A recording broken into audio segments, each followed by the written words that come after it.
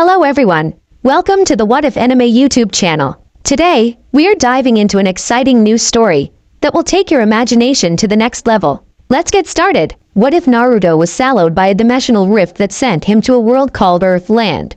Naruto was standing in front of a large statue that looked like the head of a monster trapped inside of a giant tree, which one instead of roots had something that looked like giant hand coming out of the ground. It had 9 eyes on the face, and each one of them was glowing with a different color except the one that was in the middle.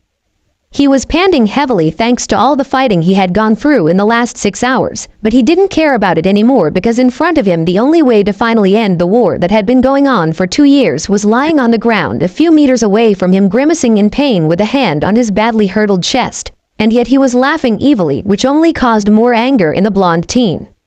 What the hell is going on with you, Madara? You were laughing even when all your plans have been destroyed, or is it that you finally lost it after realizing that you were about to die? The blonde teen said with anger in his voice as he watched how Madara started to laugh even louder. Oh, so you think that all my plans are finished? You couldn't be more wrong. As I see things, I am about to succeed. I just need to beat you down and take that fucking fox out of your body, and then I will be able to control the Jubi and use to destroy all my enemies and finally take revenge on those who stood against me in the past. Madara said with a cold tone of voice as he started to stand up from the ground with a lot of difficulty. And how do you plan to do that in your current condition? You can barely stand. As I see things, I just need to give you a finish blow to kill you and finally end this fucking war. Accept it, you are finished, Naruto stated with anger in his voice as he prepared himself to launch one final attack against Madara. And that is exactly why I'm laughing. Don't you think that is pretty amusing that the boy that nearly killed me a moment ago with an incredible elemental jutsu, it's the same stupid boy that only talked about fighting against the hatred of people and that tried to attack me when I meet him in the land of snow 2 years ago. Well, I guess it's true that the war can change anyone, even the dumbest ones, don't you think, Naruto? Madara said with a teasing tone of voice as he prepared himself to fight again even when he was pretty injured at the moment. But even when Madara only wanted to piss off Naruto, he was right. The boy standing in front of him ready to kill him was not the same Naruto that he used to be before the war, but actually nothing was the same at all. His friends, the landscapes, and in general all the people form the elemental nations had changed drastically as a consequence of the fourth ninja war that has been going on for 2 years without rest. Naruto was 17 years old now and had changed a lot in many ways as a consequence of the war. Nowadays he didn't smile often, he wasn't childish anymore, his eyes had lost the warm light they used to have, leaving only a cold emotionless stare. He didn't use his usual orange-black colored clothes anymore, he just wore a black-colored Anbu suit with a black cape similar to the one his father used in the past, with a red-colored inscription in the back that said, "Wolf Fire." It also was a fact that he had become incredibly stronger and intelligent in the arts of war, but now he was always afraid of himself because he felt like he was losing all the mercy and respect towards human life that he had once. But who was to blame him when nearly everybody he knew had changed in the same way as a consequence of all the things they have faced in the past 2 years? Actually, it was a miracle that he had kept his mental stability after all the things he had experienced recently. Things like having to kill Sasuke with his own hands, or watch how her best friend Sakura was blown into pieces along with an entire squadron of Leaf Village ninjas. One could say that he had changed when he met the worst side of humanity with his own eyes. Shut the hell up, Madara, and let's end this once and for all. I have had enough of this war already, and with you dying everything will end too, Naruto stated with a cold tone of voice as he activated the golden-colored cloak of chakra with the shape of a fox that he had acquired when he finally learned to control the Kyuubi's chakra and started to form his strongest jutsu on his left hand, the Tetra-Elemental Big Bang Rasengan, which consisted in a mixture of the 4 elements inside of the whirlpool of chakra of a giant Rasengan. So be a kid, if you want to end this here I will also fight at my fullest, but hear me out this time. You won't be able to reach me with that jutsu, and even you do reach me, I will still win this, Madara stated with anger in his voices as he activated his Mangekyo Sharingan, surrounding himself with the armor of Susanoo. Susanoo again, didn't you learn last time that thing cannot stand against the strength of this attack? Now Madara die, Naruto yelled at Madara as he dashed forward to strike him down. On the contrary, I did learn, and that is why I'll burn you to a crisp before you reach me, Amaterasu, Madara shouted as shot a wave of black fire toward the blonde teen, who didn't manage to dodge the attack completely, but even when his left arm was on fire he didn't stop, and instead of that he used the flying thunder god jutsu to move himself at an incredible speed, and when he was behind Madara he struck him with the sphere he had on his right hand as he yelled, "Big Bang Rasengan." In the moment the attack made contact with Madara, Susanoo started to shatter by the strength of the jutsu. The only thing that could be heard was Madara screaming in pain. "This is impossible, how did this happen?" And after that a giant explosion caused by the raging elements inside the sphere occurred. The blast was so strong that it sent Naruto flying against a wall, and it also damaged the giant statue that served as container for the tailed beasts. When the explosion ended, Naruto stood up and sealed away the dark flames that were burning his left arm with a scroll. It was only thanks to the chakra coat of the Jinchūriki mode that he didn't lost his arm. But he did receive some serious burns that he would get treated later, because right now he had to check if Madara was really dead. He knew that the strength of his finishing move was enough to destroy an entire army, but he was treating with a very tricky guy, so he didn't want to take any risks. As he was searching for any evidence of Madara's survival, he decided to dispel the Kyuubi mode, and after some minutes of searching the room and not finding anything, he decided that Madara was done for, so he started to head towards the exit of the room. "I can't believe how close I was to fulfill my revenge. And yet again someone has stopped me, and to make it worse, it was the son of the man that stopped me the first time, but I had enough. If I'm going to die, I will take everyone with me." Madara thought to himself as he started to crawl towards the head of the statue of dead with the only arm he had left after all the Big Bang Rasengan had destroyed more than half of his body. It was only in the last moments that he managed to teleport what was left of him to the top of the tailed beast container statue. "Well, let's give the boy one surprise he won't like," Madara thought when he was on the very top of the statue watching Naruto going towards the entrance of the room.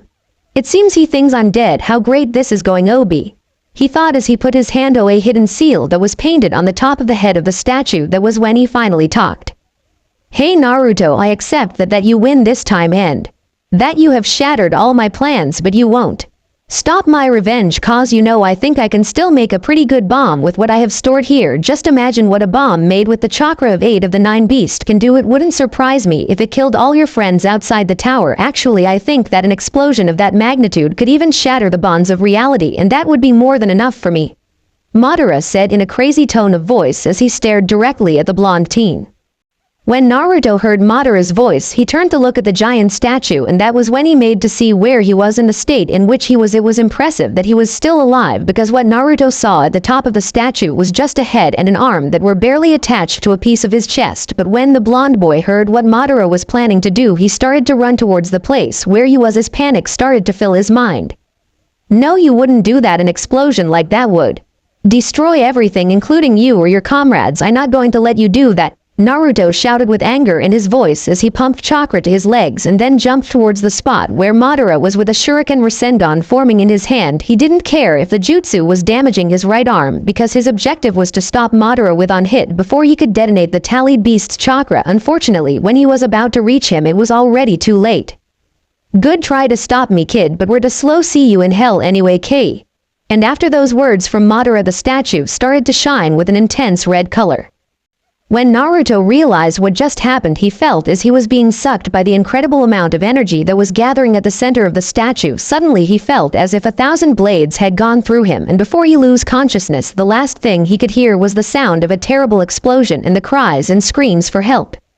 Outside the building, all the ninjas from the alliance that were fighting against the last stand of Madara Diaris's forces just heard the sound of a terrible explosion, but before they could realize what just happened, they were dead already. On that day, every living thing was erased from existence in the elemental nations, but the history of Naruto Uzumaki didn't come to an end just to a new begging.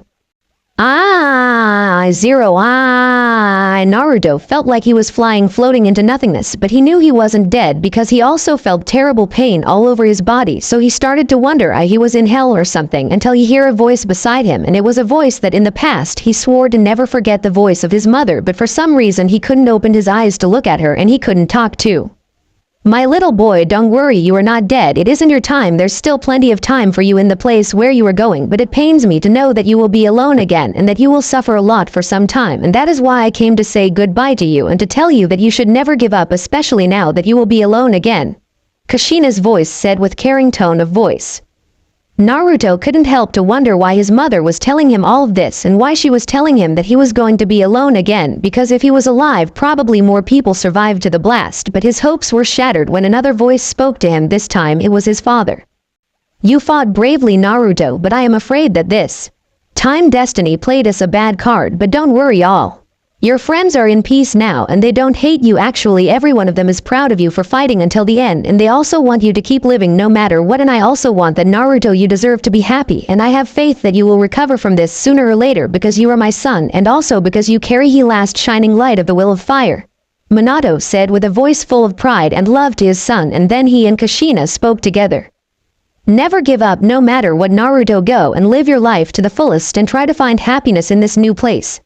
After Naruto heard that, he felt like he was swallowed by something, and then he lost his conscience once again.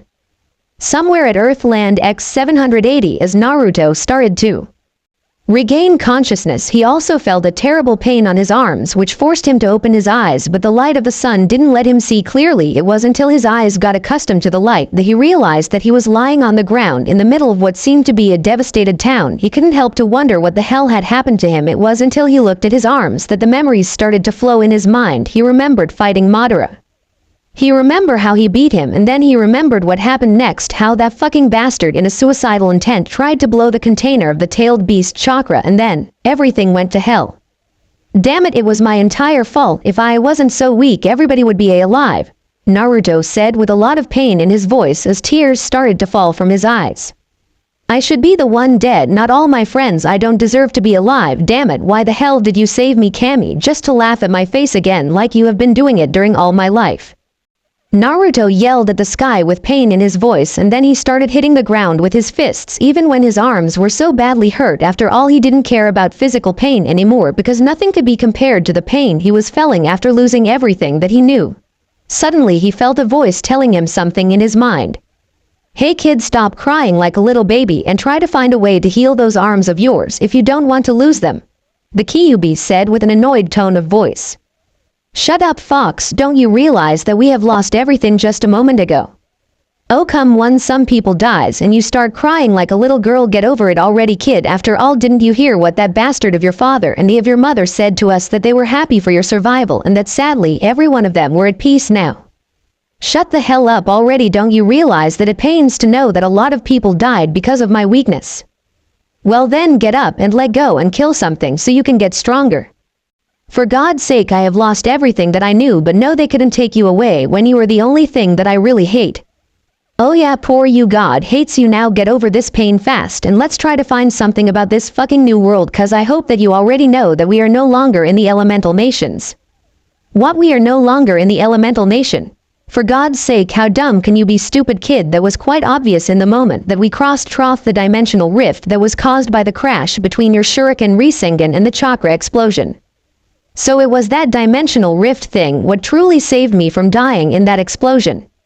Yeah, it was your luck once again, so stop crying like a Naruto, get ready. You can't be wasting time around here. Apparently in this world there are demons like me, and one of them is coming this way. I am quite sure you can beat him, but not in that lamentable state of yours, so use some of my chakra to heal some of your wound, and fast. The Kyuubi shouted his orders to Naruto with anger and uneasiness in his voice. With that, Naruto got back to reality and started to pull out some of the chakra of the demon fox to heal his wound, and he also started gathering natural energy to go in Sannin mode if it was needed as he waited for the demon to arrive at his position. Excellent, fighting a demon will surely help me clear up my mind, and in the worst of the cases I will die destroying a pest from this world, Naruto thought to himself, and then a dark smile appeared on his face. Half an hour later, Naruto's wound on his right arm were nearly healed completely, but the one caused by the fire of the Amaterasu was barely healed, and it pained him a lot. Apparently the damage caused by that demonic fire was nearly irreparable. Naruto was trying to take out more of the Kyuubi chakra to heal that wound when he felt an incredibly evil presence standing some meters behind him, and then he heard an evil chuckle. It seems that I didn't kill everyone yesterday when I attacked this horrible village, and even when you survived you were fool enough to stay here instead of running away from me. Seriously, how foolish can humans be? The demon said with an annoyed yet evil tone of voice as he started to walk towards Naruto. Don't you think that is more foolish to believe that I'm a survivor of this village, you stupid demon? Naruto stated with a calm tone of voice and without moving from his position. What was that? Did I hear you calling me a stupid demon, you human trash? You must really want to die. Don't you realize who am I? the demon said with anger in his voice as he started to gather some kind of power that was similar to chakra to Naruto's eyes, but at the same time it was different, like more spiritual and less physical. I don't have any idea of who you are, but I can guess. I bet that you are a stupid demon who hates humanity and want to rip their souls out and who thinks that no one can beat him, Naruto said with an annoyed tone of voice, but still without moving from the floor. And you dare to call me stupid again, foolish human? I'm going to kill you now. Tremble, because you are facing Chernobog, the Riper of Souls and one of the demons of the Book of Zareth, the demon said as he raised on of his gigantic fist, and then he sent a punch against the blonde kid that was sitting motionless in the ground in front of him. He clearly saw how the body of the blonde kid was crushed under his fist, so he started to lock evilly. That was indeed a good punch, but now it's my turn, Naruto said as he appeared in sage mode in front of the gigantic demon face, and then he punched the demon with all his might, and as a consequence of this the demon fell crashing to the ground holding a hand on his damaged face. What are you? That strength of yours, clearly it's not human, the demon said as he stood up from the ground. The name is Naruto Uzumaki and I'm the one who is going to kill you for certain, Naruto said with a smirk on his face. Don't get cocky, kid. Now I know that I have to get serious with you, and that means a lot of pain to you, the demon said as he raised one of his hands and started to gather dark energy in it until he shouted, "Darkness devours." And with that a giant ball of dark energy was shoot towards Naruto. Very well, let's see who is the strongest, and with that said the blonde called upon the Kyuubi chakra, and then he formed a ball similar to the one the demon was gathering, but this one was composed of the black chakra of the Kyuubi, and then he shouted, "Kyuubi bomb." And with that he sent flying the small ball of energy against the giant one. When they crashed they exploded together, and the explosion sent flying Naruto and the demon in different direction. Meanwhile, on a road that was about 3 kilometers away from the place where Naruto and the demon were fighting, a tall and muscular man with shoulder-length reddish orange hair wearing a black cape was walking along the road that headed towards the place where Naruto was fighting the demon. Man, I can't believe that the old man asked me to take this job just because he had a bad feeling about it, even when he knows that I'm preparing myself to go on that 100 years mission. I mean, where is the danger in going to a small mountain village and retrieve this chalice of Dark Lord thing from the village chief?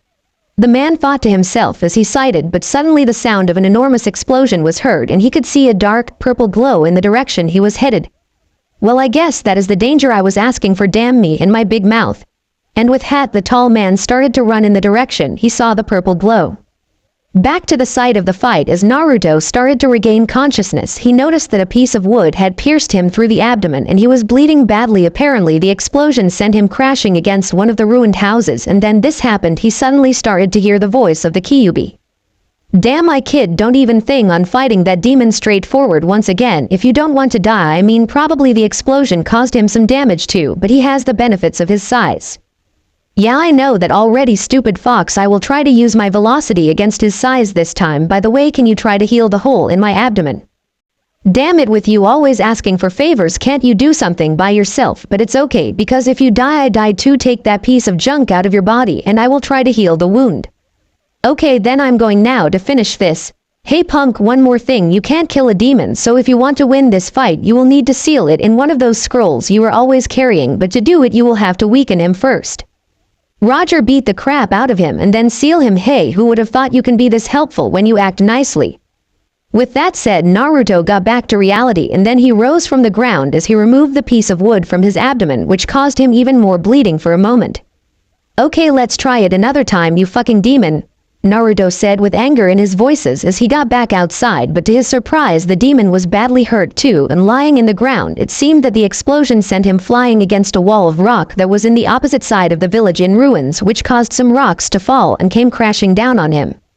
You really surprised me, human, with that attack. How the hell are you able to gather such amount of demonic energy in that short lapse of time? But it's enough. With my next attack I will finish you, Chernobog said as he rose from the ground and put a hand in front of him once again and then recited some words. As fire burns flesh and metal cuts life's darkness will scar and burn the soul of my enemies and then bring the final torment upon them. In that moment is when they will know absolute darkness. As he finished chanting, an enormous black rune appeared behind him and suddenly thousands of blasts were coming out of it, dashing towards Naruto. Wow, that is indeed some big attack. Sadly it won't even touch me, as he shouted that he threw a kunai. similar to the ones his father used in the past but with an explosive seal hanging from it, and after making some hand seals he said, "Kunai shadow clone technique." And after he said that instead of just one kunai flying towards the demons, there were thousands of them, but Naruto wasn't done yet. He made another series of hand seals and then he said, "Flying Thunder God Jutsu." And after that Naruto disappeared to the demons' surprise. The only thing he could see was a yellow ray of light moving on different directions, dodging all of his blasts of shadow energy. When the kunais started to pierce the demon in different places, he could help to laugh. After all, he didn't even felt a little stung for each one of them. "Seriously, do you plan to hurt me with this stupid human? This doesn't even hurt," the demon said with a mocking tone of voice, but then suddenly Naruto materialized in front of him chuckling. "Well, my friend, that is because I haven't finished yet, but just because you are so desperate to feel pain, take this K," Naruto said as he made a single hand seal, and after that all the kunais attached to the body of the demon started to explode, hurting him badly. The only thing that he could hear were the screams of pain from the demon, but he wasn't done, for not yet. It wasn't enough yet to seal the beast. He had to hit him with something hard like the Shuriken Rasengan, but it was dangerous since the Sage mode has wear off in the moment he lost consciousness when he was hit by the explosion of the dark powers. "Ah, what the hell, I have been trough worse. Besides, I don't really care if I die here." And as Naruto said that to himself, he made a handful and 4 shadow clones appeared, and together they started to mold wind chakra on his hand, and when the shuriken-shaped Rasengan was formed by his hands, the 4 clones threw him towards the demon. The demon was still being affected by the exploding seals. He couldn't believe that a mere human had caused him so much damage. That's when realization hit him, and he spoke, "What kind of mage are you, kid? I'm supposed to be invulnerable to any kind of elemental magic, and still this fire is affecting me greatly." And after saying that, the demon realized that Naruto was dashing towards him with something in his right hand that he could describe as the strongest form of wind magic he had ever seen in all his long life, but as was still a little bit different to normal magic. But because of the pain he was feeling, the only thing he could manage to do was try to block the attack with his giant arms. "You want to know what am I? Well, I'm no mage. I am the last remaining light of the will of fire. Now take this Futen Rasen Shuriken," Naruto shouted as he struck the demon, and in the moment the sphere made contact with the skin of the demon, it expanded in a big explosion of wind chakra. The demon could feel how his arms were shredded to pieces, and then he felt as if 1,000 blades were going through his whole body. But before the demon lose his conscience, he laughed evilly and said, "You are indeed a strong opponent, but sadly for you I am an immortal being, and I will recover. Even I, you left me in this condition, but in your case you won't recover and probably die. Welcome to my trap, Naruto Uzumaki." And after saying that, he chanted, "Absolute darkness liberation." And after that the demon was sent flying by the force of the Shuriken Rasengan.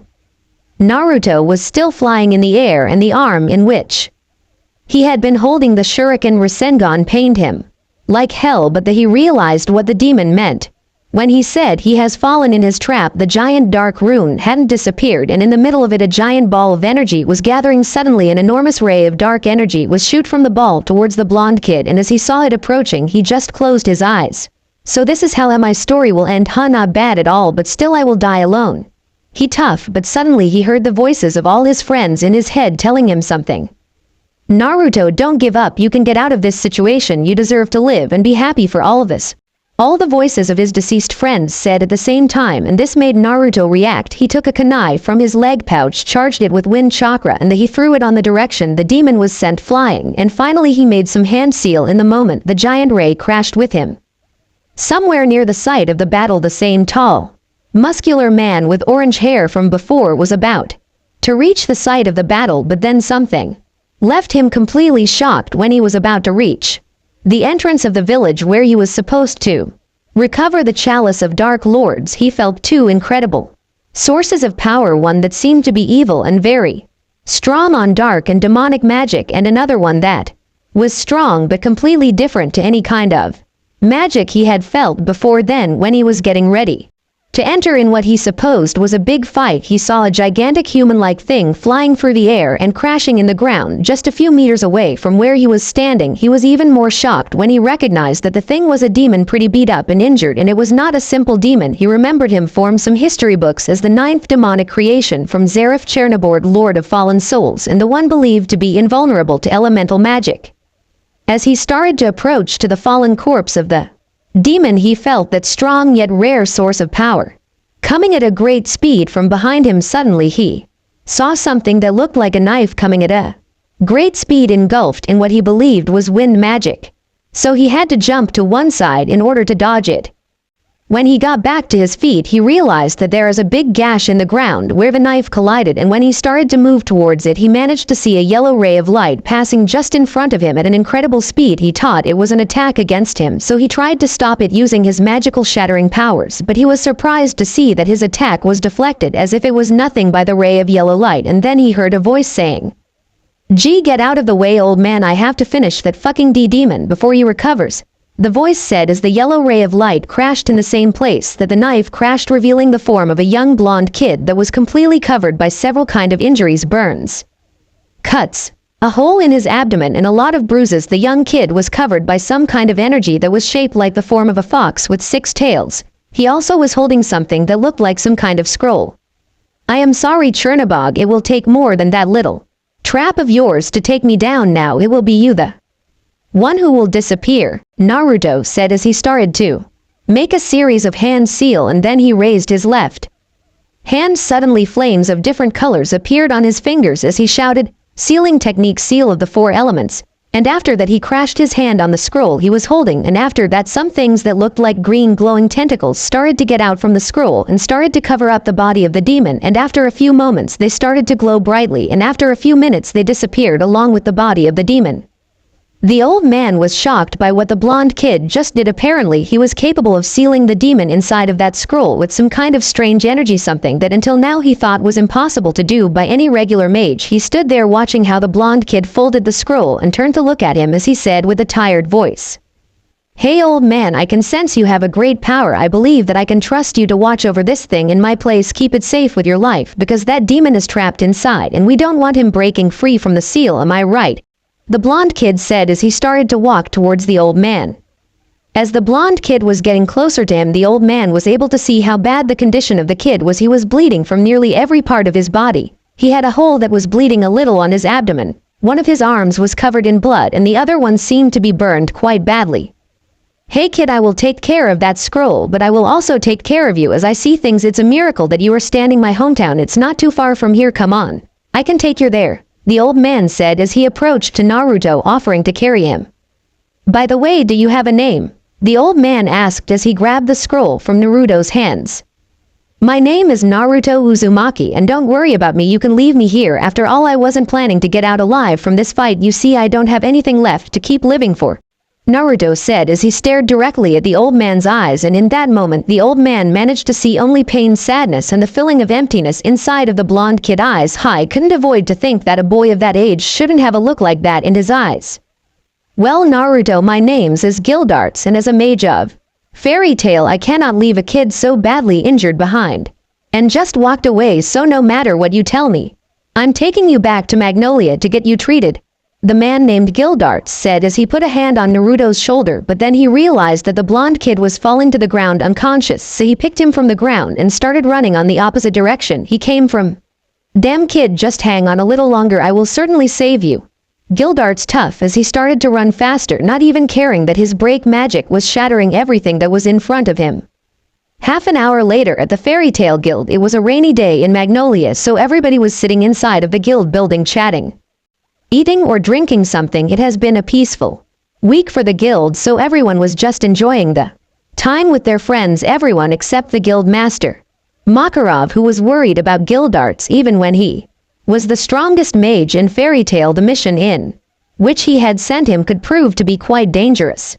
If his suspicions about this chalice of the Dark Lords that was found on a cave near a small town in the mountains were right, but if he was right, that would mean the liberation of one of the 10 strongest demons of Zareth. Chernobog, the one described on the Book of Zareth as the one that rips and burns souls and that can't be hurt by elemental magic, who was sealed inside of a cup named Chalice of Dark Souls, a relic that was kept by the Magic Council until it was stolen by someone 3 years ago. I really hope I'm wrong with my suspicion, cause sailing a thing like that once again would be one hell of a job, Makarov thought to himself as he turned to look through the window in his office, but suddenly a knock on the door of his office was heard. "Come in please," Makarov said as he turned to look at the door with a fake smile in his face. "Master, are you all right?" You have been closed up in your office since Gildarts left in the morning. Is something wrong? A red-haired girl wearing armor that looked like about 15 years old asked as she entered the office looking concerned for the old man. Yeah, Urza, I'm a little worried about the job I gave to Gildarts. Something just seemed to be off place. First, we got the request asking us to retrieve this chalice of Dark Lords from a little community of mountain miners. Then we received news that this same town was attacked yesterday at midnight by a giant monster. It's too suspicious, the old man said with a thoughtful look in his face. But still, Master, I don't see any reason to be worried about it. After all, Gildarts is the strongest man in the guild, so I think he can pull through any problem that may appear on his job, Urza said with a firm tone of voice as she put a hand on the older man's shoulder to reassure him. Maybe you are right, but if my suspicion are right and this chalice turn out to be the one named Chalice of Dark Soul, and not Dark Lords, that would imply that the giant monster that attacked the village is none other than Chernobog, one of the 10 strongest demons of Zareth, Makarov said with fear in his voice as he put his hand over the one of Urza. You mean the one also known as the Eater of Elements because of his invulnerability to them? But Master, if you suspected that, you shouldn't have sent Gildarts to do the job even when he is physically stronger than any of us. His shatter and break magics are derived from earth element and that would leave him, Urza was saying with a lot of concern in his voice, but was cut short by Makarov, who put a hand in front of her as a signal to be silent. That would leave him defenseless, I know, but what else was I supposed to do? He is the only one other than me that knows how to reseal a demon, and besides, he has more experience in these things than anyone from the guild, Makarov said with an annoyed yet worried tone of voice as he looked at Urza with a pained look in his eyes. At least you could have sent Mira and I to help him a little. After all, our magic is not related with elemental nature. I'm quite sure we could have been useful at least, the redhead was saying with a bossy tone of voice this time, but was interrupted once again by the angry look that Makarov was giving her. No, Urza, you and Mirajane are too young to even think of facing a demon on your own.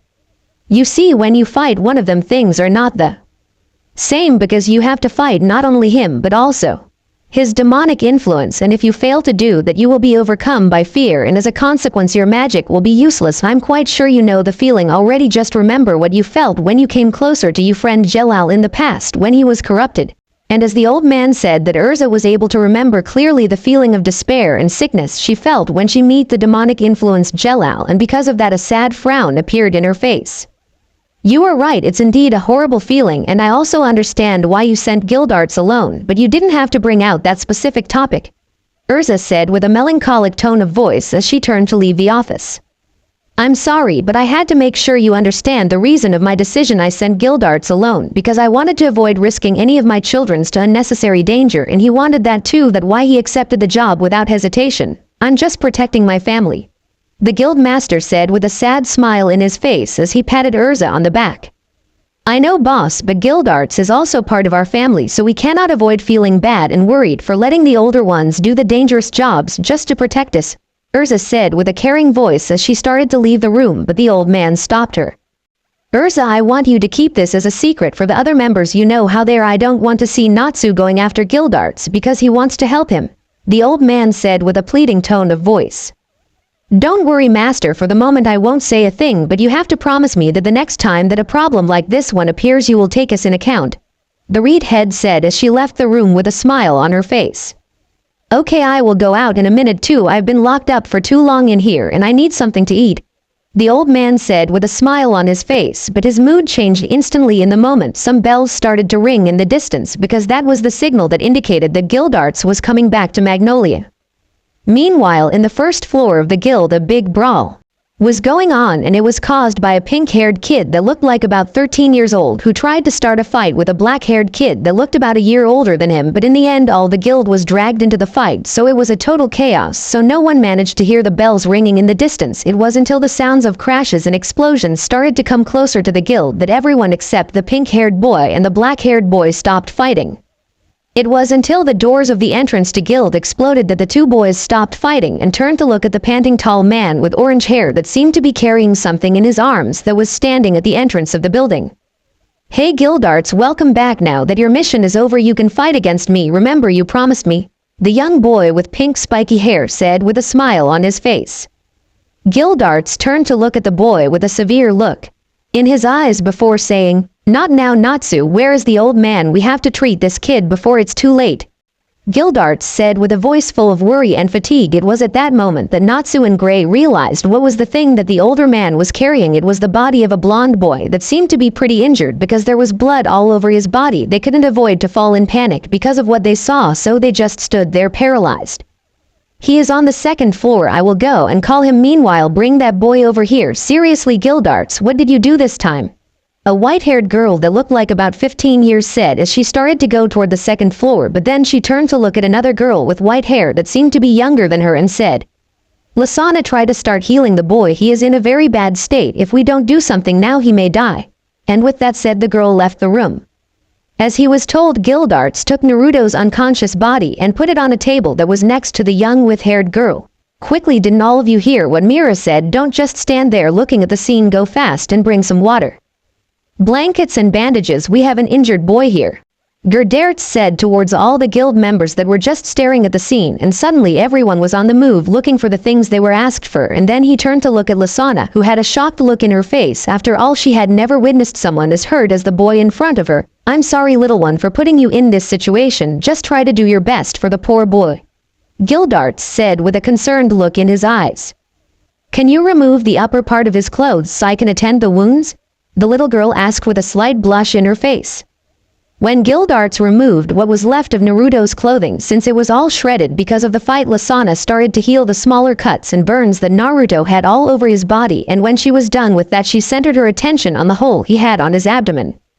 Seriously, Gildarts, you should be more careful with your magic. I mean, to get a kid so badly injured, you must have very distracted. By the way, here, take the bandages and the water that you asked us for. A slim man with slicked back dark hair said as he headed a bucket filled with clean water and some clean bandages to Gildarts. Gildarts put the bucket with water at the side of Lasana and he put the bandages next to Naruto before responding. I didn't do this, Mikao. The kid was already in that state when I arrived to that miner's village where I was supposed to recover a relic for my job. Gildarts said with an annoyed tone of voice, trying to avoid the chat about the topic since Makarov had asked him to keep this mission as a secret between them. What relic? I thought you went to take rest at your place this morning, Mikao said, sounding very confused, but before he could ask any further, the voice of the guild master was heard. Enough of this chat. We have a kid on the verge of death in our hands. We will talk about this topic until we are sure he will survive the night, the old man said with a concerned tone as he walked towards them with Urza and Mirajane at his sides. Then he looked directly at Mikao. We already talked with the other guild members and told them to go home with us. Will be more than necessary to treat the boys, so Mikao, I want you to take Natsu and Gray to the dormitories. Those two seem to be quite shocked by what they saw today. Okay, I'll do that, boss, but what about Lasana? She shouldn't be here if you knows what happens to the kid, Mikao whispered to Makarov so Lasana couldn't hear. Don't worry, I'll take her home as soon as Mirane takes her place. After all, she is my little sister. A very muscular kid with white spiky hair said as he touched Mikao's shoulder. Oh, Elfman, I didn't saw you there. Well then, in that case I'm going. I really hope that the kid get better. He is too young to be on a situation like this one. And after Mikao said that, he gave a one last look to the unconscious blonde before he went to pick Natsu and Gray that seemed to be about to cry, and with the both of them he left the guild building. Hey sis, how's he doing? Do you need a replacement already or you can keep up with the healing job? Mirajane asked her little sister as she stood at her side looking at the injured boy. At this point, the little girl was panting by exhaustion. She had nearly used all her magic by trying to heal the hole in the blonde kid abdomen. Mirane, I've been trying so hard to close this ugly hole in his abdomen, but there's some strange kind of energy on the wound that don't allow me to finish the healing, and he has too much fever. If this keeps going on, then he will. Jay, just like Mom did, Lasana said as she started to sob and then cry. Don't worry, he will get better, I promise you. Now go home with Elf Nikan and get some rest. I'll take your place. Okay, you did a great job, Mirajane said with a motherly look in her eyes as she caressed her little sister's head. Man, why does she care so much for someone she doesn't even know? She toughed to herself as she gave another look to the injured boy. I really hope that at least you know how to say thank you, punk, she tough. After Lasana and Elfman left the guild and Mirajane resumed her little sister healing job, Makarov turned his attention to Gildarts and asked, I bet you have a good explanation for all of this, don't you? Makarov asked with a severe look in the eyes as he stared directly at Gildarts. Gildarts, assuming that all the present ones were aware of the mission in whom he went, started to explain what happened. Look, old man, first, if you believe I caused those wounds to that kid, you were completely wrong. When I found him, he was already in that condition. Second, you were right. The so-called chalice of the Dark Lords was in reality the chalice of the Dark Souls, and you were also right on your assumption that the one who attacked the miners' village was Chernobord, the ninth creation of Zareth. Gildarts said with a serious tone of voice as he walked over to where Naruto was. Oh, I see then, this kid is one of the survivors of the village, and when you beat Chernobord you found him and brought him here to get him treated right.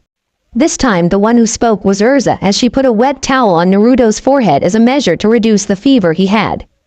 No, you were completely wrong, I'm not even the one who stopped the demon.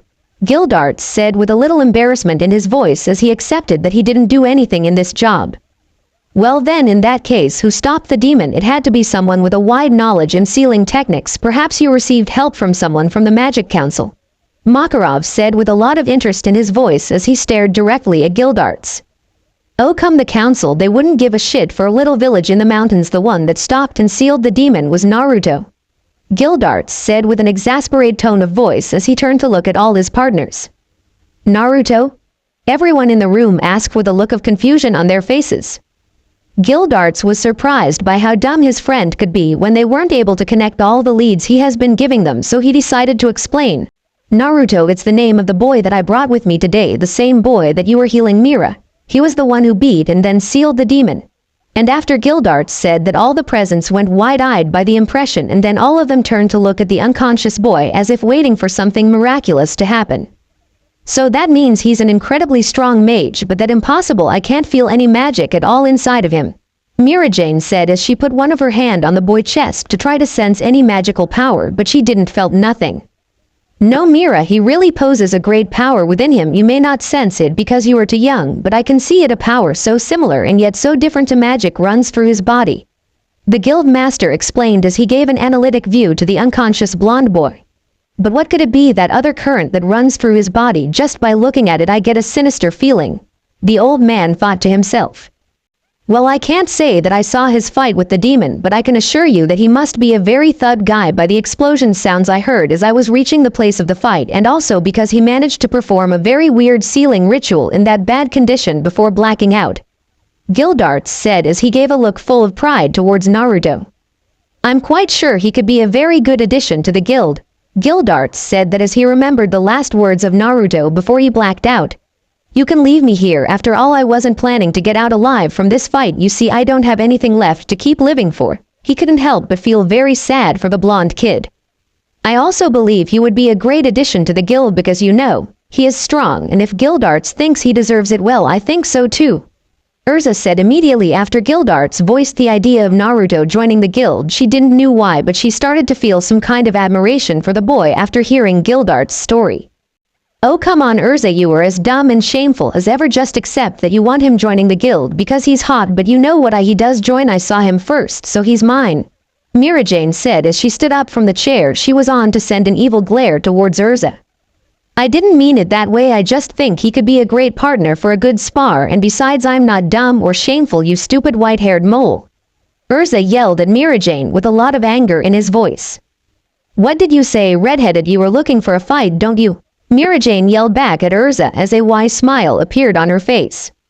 Now it's not the time for this, so keep it for another time. Mira, you need to keep healing Naruto. Makarov said with a lot of authority in his voice as he sent a severe look at both girls.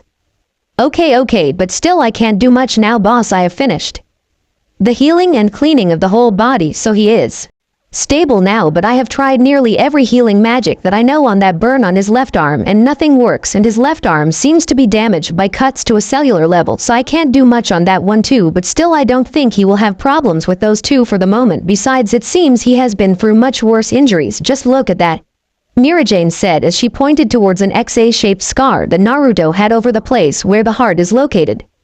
Makarov walked towards the place where Mira was attending Naruto to look at what the girl was pointing at in. Also to analyze personally the unhealed wounds in. When he saw all the scars the boy already had in his body, he tough. It seems that you really have been through a lot in your short lifetime, don't you, boy? Then he looked at his left and right arms for a moment. It seems that this is all we can do for him for today. The wound in his arms cannot be treated by us, but tomorrow I will take him with an old friend of mine. I bet she can heal them quite easily. For now, Gildarts, could you help me to carry him to a bed on the upper floor? The old man asked to Gildarts before turning to the both girls and saying, "Thank you both for your great work attending the kid, but now you may go to your homes and have a good rest. I will watch over him for the night, and tomorrow I will take him to my old friends, so don't expect him to be around here. The least I can promise you both is that I will invite him to join the guild in the moment he regains consciousness," the old man said with an enthusiastic smile on the face. "Okay, I will look forward to that promise, boss. I'm quite interested in meeting that boy, and I'm sure my redhead friend is also interested," Mirajane said with an evil smirk in her face. Urza just blushed a little because of Mirajane's insinuation and then bowed, wishing good night to Gildarts and to Makarov, and after that she left the guild, quickly followed by a laughing Mirajane. "Now then, let's take the kid upstairs and then you can tell me what else is troubling you, Gildarts," Makarov said with a concerned tone of voice as he started to go upstairs. "You know me too well, old man, don't you?" Gildarts said as he picked Naruto and then went upstairs following the guild master. A little later at Makarov office. "So what's troubling you, my old friend?" Makarov asked with a friendly and kind tone of voice. "Well, Gramps, to tell you the truth, I worried for Naruto, and not because of his wounds. You see, when I met him he asked me to take care of this," Gildarts said as he put the scroll in which Naruto sealed Chernobyl on the table. "What is this thing, a scroll for what?" the guild master asked, very confused. "Well, my friend, that thing is where the boy sealed Chernobyl, and if you don't believe me you just have to touch it to feel his demonic presence roaming on it." And as Gildarts said that, Makarov touched the scroll and he immediately felt the presence of the demon. "Incredible, I have never seen a seal like this one before, and he must be a genius to be able to use seals at such a young age," Makarov said with pride in his words. "Yeah, it's incredible, but that is not what is bothering me. What troubles me is something that he said after handing me the scroll, because he told me to leave him behind and go away. He also told me that he didn't have the plan to survive the fight against the demon because he didn't had anything left to live for, and then I saw the look in his eyes. They were filled with sadness, hatred and emptiness. It was like looking at the eyes of a dead corpse," Gildarts said with a very worried tone in his voice. "So that's part of the reason you gave the idea to make him a guild member?" Makarov said with a deep tone in his voice. "Yeah, it was the only idea that came to my mind when I saw all that pain in his eyes. I mean, if we could give him a new reason to live, for maybe we could heal his damaged heart a little," Gildarts said with a sad tone in his voice. "Gildarts, you really are a good man for worrying so much about the child, but if he doesn't want our help, we won't be able to do anything, so you must be ready for a possible denial, but I promise you that I will try to convince him of joining the guild, because since I saw him I got this strange feeling that told me he belonged here," Makarov said with a concerned tone of voice, and then turned to look at the rainy night through the window of his office. "Damn, I really hate rainy days like this when it seems that only bad things happen on these days," the guild master thought to himself as he kept looking through the window. Naruto felt like he was falling into a dark pit without anything or anyone to hold him to stop his fall, slowly fading into a deeper darkness with every second that passed. In the past, every time he had felt like this, he just needed to remember that there were many people that cared for him.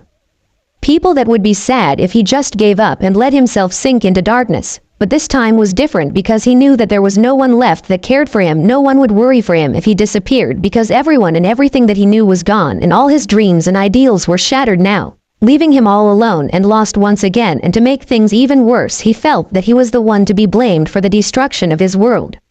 Suddenly he heard a voice calling for him. "Damn it, kid, you are hopeless. Just look at yourself, mourning about the deaths of all those useless humans and blaming yourself with the responsibility of the destruction of our world. And not only that, you also let that useless demon to nearly kill you just to punish yourself." The Kyuubi roared with rage after saying that.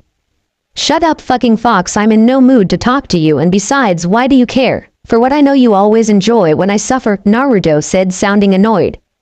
"That is true, but not when you are trying to get yourself killed. Don't you see that if you die I die too?" the demon fox growled.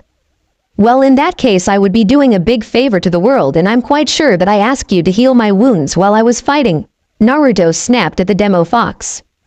"That's no funny, kid, and besides, I tried to heal your fucking wounds, but there was something rare in the energy of that worthless demon. No matter how much chakra I used, your wounds didn't seem to heal at the same speed as always," the demon fox said with a voice full of rage. Well then, in that case, don't blame me for nearly dying out there. It was also your fault, you idiot, and besides I am free to choose if I want to keep living or not, and to tell you the truth right now, I have a lot of good reasons to take that decision. After all the destruction of our world, it's my fault," Naruto said with a voice full of anger and pain. "Oh come on, stop crying like a little baby for something that wasn't your fucking fault, and start looking for new dreams, ideals and all that shit you were always swearing to protect. Damn it kid, sometimes I wonder what happened to the stupid blockhead that never gave up, that you used to be." The Kyuubi snapped at Naruto with hatred in his voice. Naruto took some time to digest all the things that the Kyuubi had said to him, and he knew that the demon was right. He needed to try to move on with his life, but he was afraid of being alone once again. He didn't want to suffer the feeling of loneliness once again, so he just closed his eyes without saying anything. "I know that you were afraid of being alone once again, kid, but let's be realistic. You were alone for the first 12 years of your fucking life, thanks to me of course. But you never gave up, and in the end you got a lot of useless friends, so what makes you think that you can't achieve that in this place too? Besides, now you have that nasty all shiny attitude that makes me want to vomit. That seems to make people to like you, so why don't you try to start once again, huh?" The Kyuubi talked with an annoyed tone with Naruto as he stared at his floating body in the middle of the darkness that was filling his mind. Naruto kept his eyes closed as he thought about what the demon fox just said, and after some minutes he opened his eyes and tried to stand up. That was when he realized that the whole time he has been lying on the ground in front of the demon fox cage. "You know what? You may be right, it's pointless to give up now. Maybe there is a reason for my survival. I made up my mind I'll stop trying to get myself killed. And maybe I'll try to live a new life in this world. It may be difficult, but who knows, maybe with the time the pain will go away. But seriously, who would have thought that you can give good advices, stupid fox? Thank you anyway," Naruto said as a smirk appeared in his face. "TCH, don't get me wrong, stupid kid, I didn't do it because I care about you or anything. I still hate you more than anything in this world. It is just that you and your self-pity was starting to annoy me. But if you are feeling thankful, why don't you give me back my chakra and release me so I can wreak havoc in this world as a payment?" The Kyuubi said with an evil smile in his face as he looked at Naruto with hatred in his eyes. "Very funny, stupid fox, but don't worry, that thought never crossed my mind, but thanks. You just gave me my first promise to keep in this new world, and it is to never let you harm anyone from this place," Naruto said with a mocking tone in his voice as he started to walk away from the cage of the demon fox. "Well, in that case I will have to enjoy all that pain you are going to be feeling from here on. Now get the hell out of here, fucking kid." And as the demon fox said that, Naruto started to feel a twitch in the back of his head, and suddenly he lost his conscience once again. Someplace at the woods located on the outskirts of Magnolia. As Naruto started to regain consciousness, he felt an intense pain on his right arm and strangely an incredibly cold sensation on his left arm instead of the intense pain that the burnt from the Mangekyo Sharingan should be causing him. After a few minutes he opened his eyes, and it appeared that he was resting on a bed inside of what seemed to be a hut built inside of a tree. There were a bunch of strange-looking herbs in various sites of the room, and apparently a tree was growing in the middle of the room. "Man, how the hell did I get here? The last thing I remember was meeting an old man after I sealed that demon, then I blacked out. Could it be that he took me here and healed me?" Naruto thought to himself as he tried to move out of the bed, but the terrible pain he felt in his right arm stopped him on his tracks. "Ah damn it, I won't use the Shuriken Rasengan ever again without entering in Sage mode. My arm hurts like hell, and this time Granny Tsunade is not here to help me out, damn." Naruto toughed to himself as he took a look to his damaged arm that was hanging on a sling that was tied to his neck. "Well, I will have to say thank you to the person that healed me. After all, he or she did the best that he or she could. Right now the only thing that pains me is this useless arm. I wonder how long it will take until I can move it again," Naruto thought, and then he sighed. "By how it looks, it will take a lot of time. It's a miracle that your arm wasn't grinded by that stupid wind attack. You really are stupid, kid, to use such a technique even when you knew the consequences. Why don't you try to apply some of my chakra on it? Maybe it can accelerate the healing," the demon fox said with an annoyed tone of voice, and then he grumbled. "Yeah, you're right, maybe that will help." And as Naruto said that, he started to concentrate, and after a few seconds his right arm was covered with the red demonic chakra of the Kyuubi.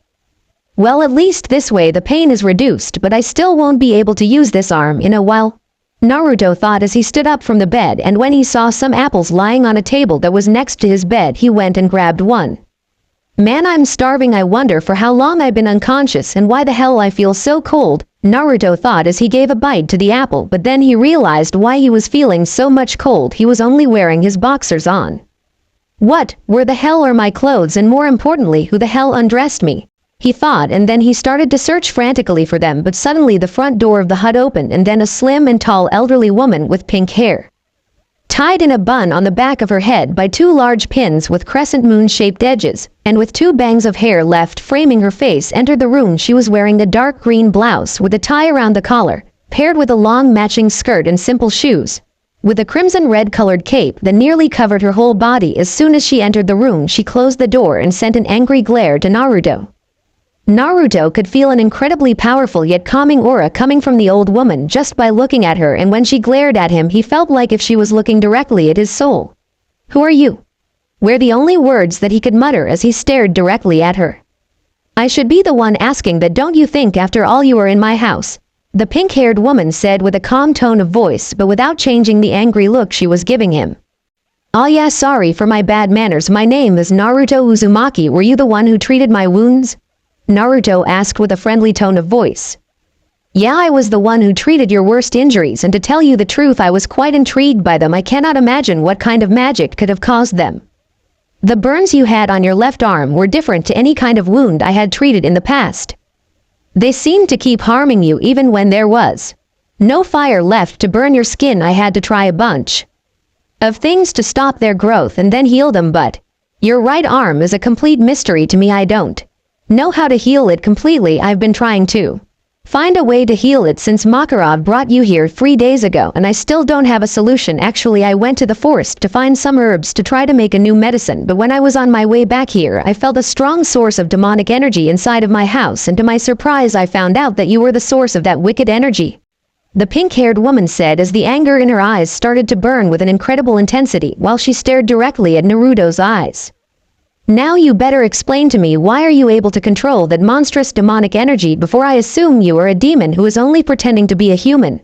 the old lady said with an angry tone of voice, but she realized that in the moment she mentioned the word demon, the blonde boy in front of her turned to look at the ground with a very sad look on his eyes. Then he looked directly at her once again, but this time his eyes were empty of any emotion before saying, "Well, that wouldn't be new. After all, I've been hated by many just because they make that same stupid assumption you just mentioned.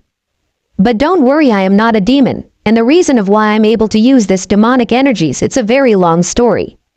But it doesn't matter. I understand that you want me to leave. I can see it in your eyes, so there's no need to keep glaring at me. I understand when I'm not wanted on a place. Could you tell me where are my clothes, so I can leave you in peace?" Naruto said with a cold tone of voice as he looked at the old woman with a sad and empty look on his eyes. She was impressed to see such a miserable look on a boy of that young age. It was the look of someone who has experienced an incredible amount of pain, hate and suffering on his life. She couldn't help to feel sorry for the kid, so she stopped glaring at him. After all, thanks to all the experience she had acquired on her life, she knew that demons weren't capable of expressing emotions such as remorse, sadness or love, and this boy was clearly experiencing the first two. "I never said that you had to leave, young man, and don't worry, I believe you. I can see in your eyes that you are telling me the truth, and I also can see in them that you have been through a lot. I want to apologize for being rude, but you see, demonic energy is very dangerous for humans. I just wanted to know, why are you able to use it?" the pink-haired woman said while she gave him a little smile. "So what do you say if we start once again? My name is Porlyuzaka, and I have a lot of time to listen to the reasons of why you are capable of using those demonic powers. Actually, we both have a lot of time to talk. The person that is coming to pick you up to take you to the guild will come here until tomorrow morning," Porlyuzaka said with a calm tone of voice as she sat on a chair that was on the left side of the house tree. Naruto was quite shocked because this woman was the first person that had apologized to him after calling him a demon, and not only that, she was able to see through the mask he always used to hide how he was feeling. She saw all the pain he was feeling just with a look at his eyes. Suddenly a strange need to tell her his story overwhelmed him. It was the first time in years that he desperately needed to talk with someone, and for some strange reason the calming aura surrounding this old woman made him believe that he could trust in her. "Are you sure you want to tell her our story, Runt? You know how people tend to act towards you when they find out about me." The angry voice of the demon fox resounded in his mind. "Shut up, Fox, I don't care, and beside, I don't know why I feel that this time it will be different. I feel that I can trust in her, and more importantly, if I don't talk with someone about all the pain I'm feeling, I'm going to have a mental break pretty soon," Naruto said with a tortured tone of voice. "For God's sake, I can't believe how soft you had become. What happened to the Yellow Shadow Reaper that stopped a whole army of 500 ninja by himself during the war? the demon fox said, and then growled to the blonde kid to show his disgust towards him. Shut up, fox, you know I am not a cold-hearted demon like you. I am a human, and things like losing all the persons and things that you cared for tend to affect us a lot, and you know what, now that I have decided to try to start again, I doubt that I will go back to be that cold-hearted killer. Right now the only thing that I want is to forget about that war. I am not proud for all the people I killed. Actually, I always felt fear of becoming like Sasuke, a complete monster who loved to slaughter people. Naruto said with a mixture of anger and sadness in his voice. Ah, you are going to make me cry. Well then, if you are telling her our story, at least ask for some information too. We don't even know the name of this world, and didn't you notice that she talked about magic, and that stupid demon we sealed also asked you what kind of mage you were? Oh, and just to be sure that you know it already, kid, you really are a monster. A man who killed 500 persons can't be called by other name. The Kyuubi said with a mocking tone of voice, and then he chuckled evilly after saying the last thing. Go to hell, stupid son of a... Naruto yelled with raw anger in his voice, and then his conscience returned to the outside world. So what do you think? Are you going to tell me the reason of your demonic powers and maybe a little about your origins? Poor Lyuzuka asked once again with her calm tone of voice as she stared with curiosity in her eyes towards the blonde boy that seemed to be spacing out for a moment. Okay, I will tell you about my past, but first I need you to promise me 3 things, Naruto said with a serious tone of voice as HW went to sit at her side. That will depend on what are these promises that you want me to make, the woman replied with her calm tone of voice as she turned to look at the blonde.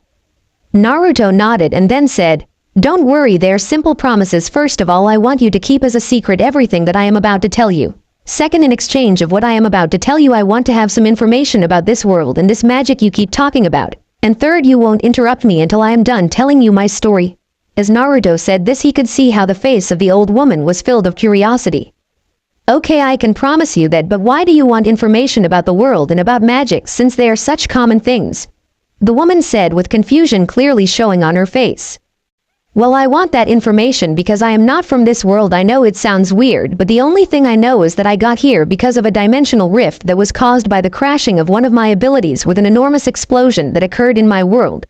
The blonde said with a sad look on his face as he remembered his last moments in his world. Pure shock was shown in the woman's face as she heard what the blonde said. But that's impossible. There is no magic capable of opening dimensional gates. You better not be lying to me, the woman said with a frown in her face. You promised me that you wouldn't interrupt me, remember?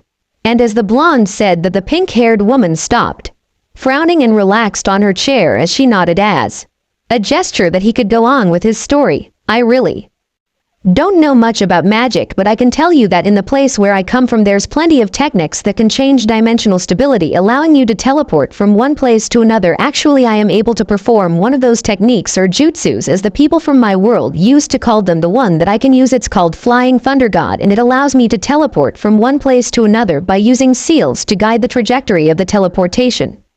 So you are capable of teleporting yourself. That is amazing, but if you are not from Earthland, what is the name of your world? And more importantly, could it be that the demon energy you used before is one of this jutsus you were talking about?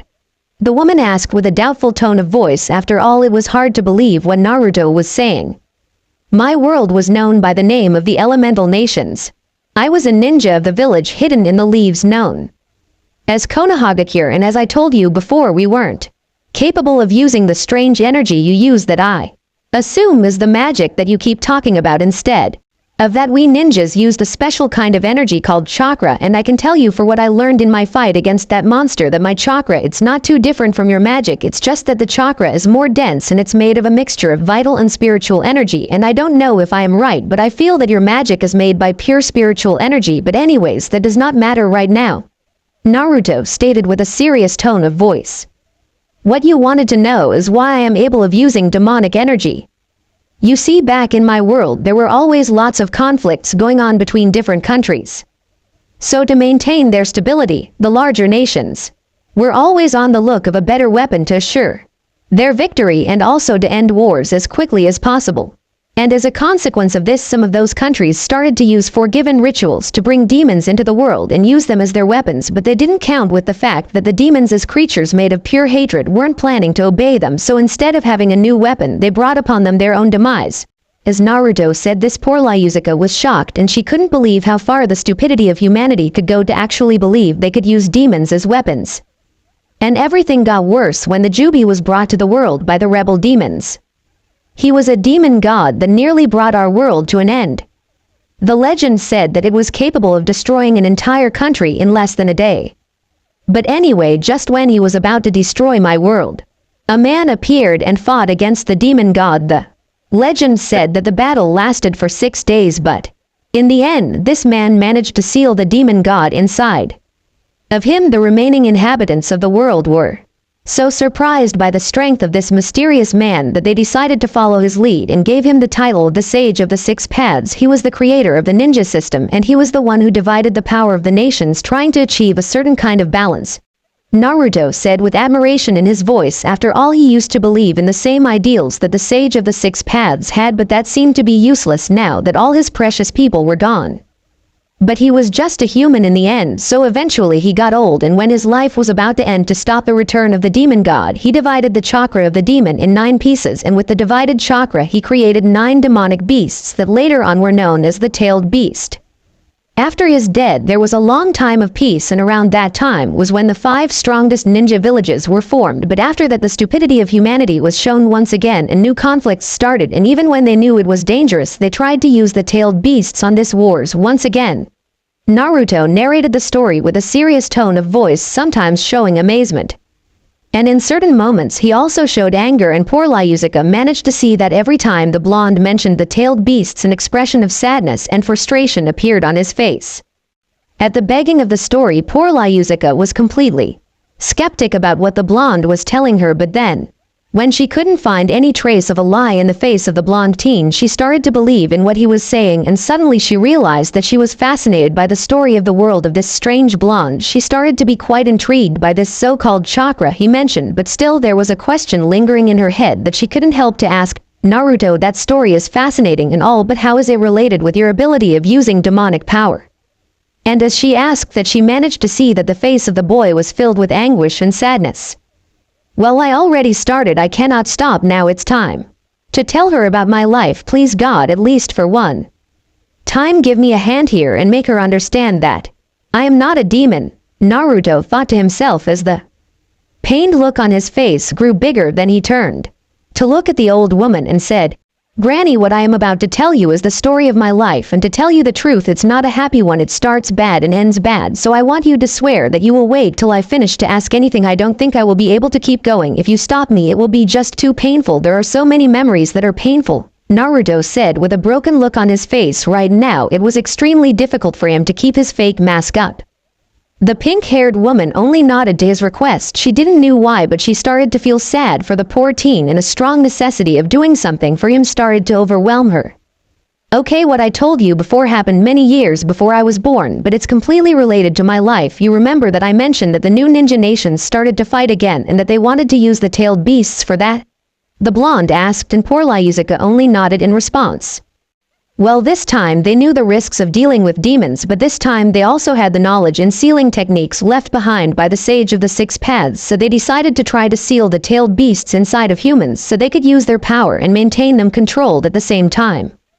At the beginning every try was futile and the possible hosts just died in the process of sealing, but with the time they managed to do it, and with that a new kind of fighter was born, and they were called Jinchūriki, the power of human sacrifice. Naruto said with a pained look and a sad tone of voice. Now what I will tell you is something I found out 2 years ago. Apparently my mother was one of this Jinchūrikis, and when I was about to be born the seal of the demon got weaker, so my dad and her had to get out of the village to assure the security of the villagers. But what they didn't knew was that a man was seeking to free the demon trapped inside my mother in order to use it to destroy the village, and he did it. When I was born he threatened to kill me if my father dared to restore the seal of the demon, and in the end the seal broke and the demon escaped from my mother's body, leaving her about to die. And this man took the demon and went to destroy our village. My father was the leader of the village at that time, so he went to stop him, and in the end, to stop the destruction the demon was causing, he and my mother had to sacrifice their lives to stop the demon. And since a special kind of chakra was needed to keep this demons at bay, the only one with the chakra needed to maintain the seal was me, the son of the Jinchūriki. As Naruto said this, Polyasika eyes widened in shock. She couldn't believe that the father of this boy took the decision of sealing a monstrosity like that inside his own son. So my father had to seal the demon inside of me, hoping that one day I learned to control it. But as I told you before, I discovered this 2 years ago, and because it was dangerous to reveal any information about what happened on that day, the new leader of the village decided to keep everything related to the incident as a confidential secret. So I grew up not knowing who were my parents and not knowing that I had a demon sealed inside me, Naruto said with broken look on his face. He couldn't believe how painful it was to remember his past. But everyone who was old enough to remember what happened on that day 17 years ago knew that I was the holder of the demon that nearly destroyed the village and that killed many of their beloved ones. So they treated me as if I was the demon, and as a consequence of that I was always alone. The kids and nearly everyone of the village always treated me like shit. Even when they knew that I was an orphan, they throw me out of the orphanage, and usually I received beatings on the streets. To tell you the truth, there were many times in which I thought that maybe if I died everything would have been better for everyone. As Naruto said this, he clenched his fists in anger. He could remember quite clearly how painful it was, and he hated it all.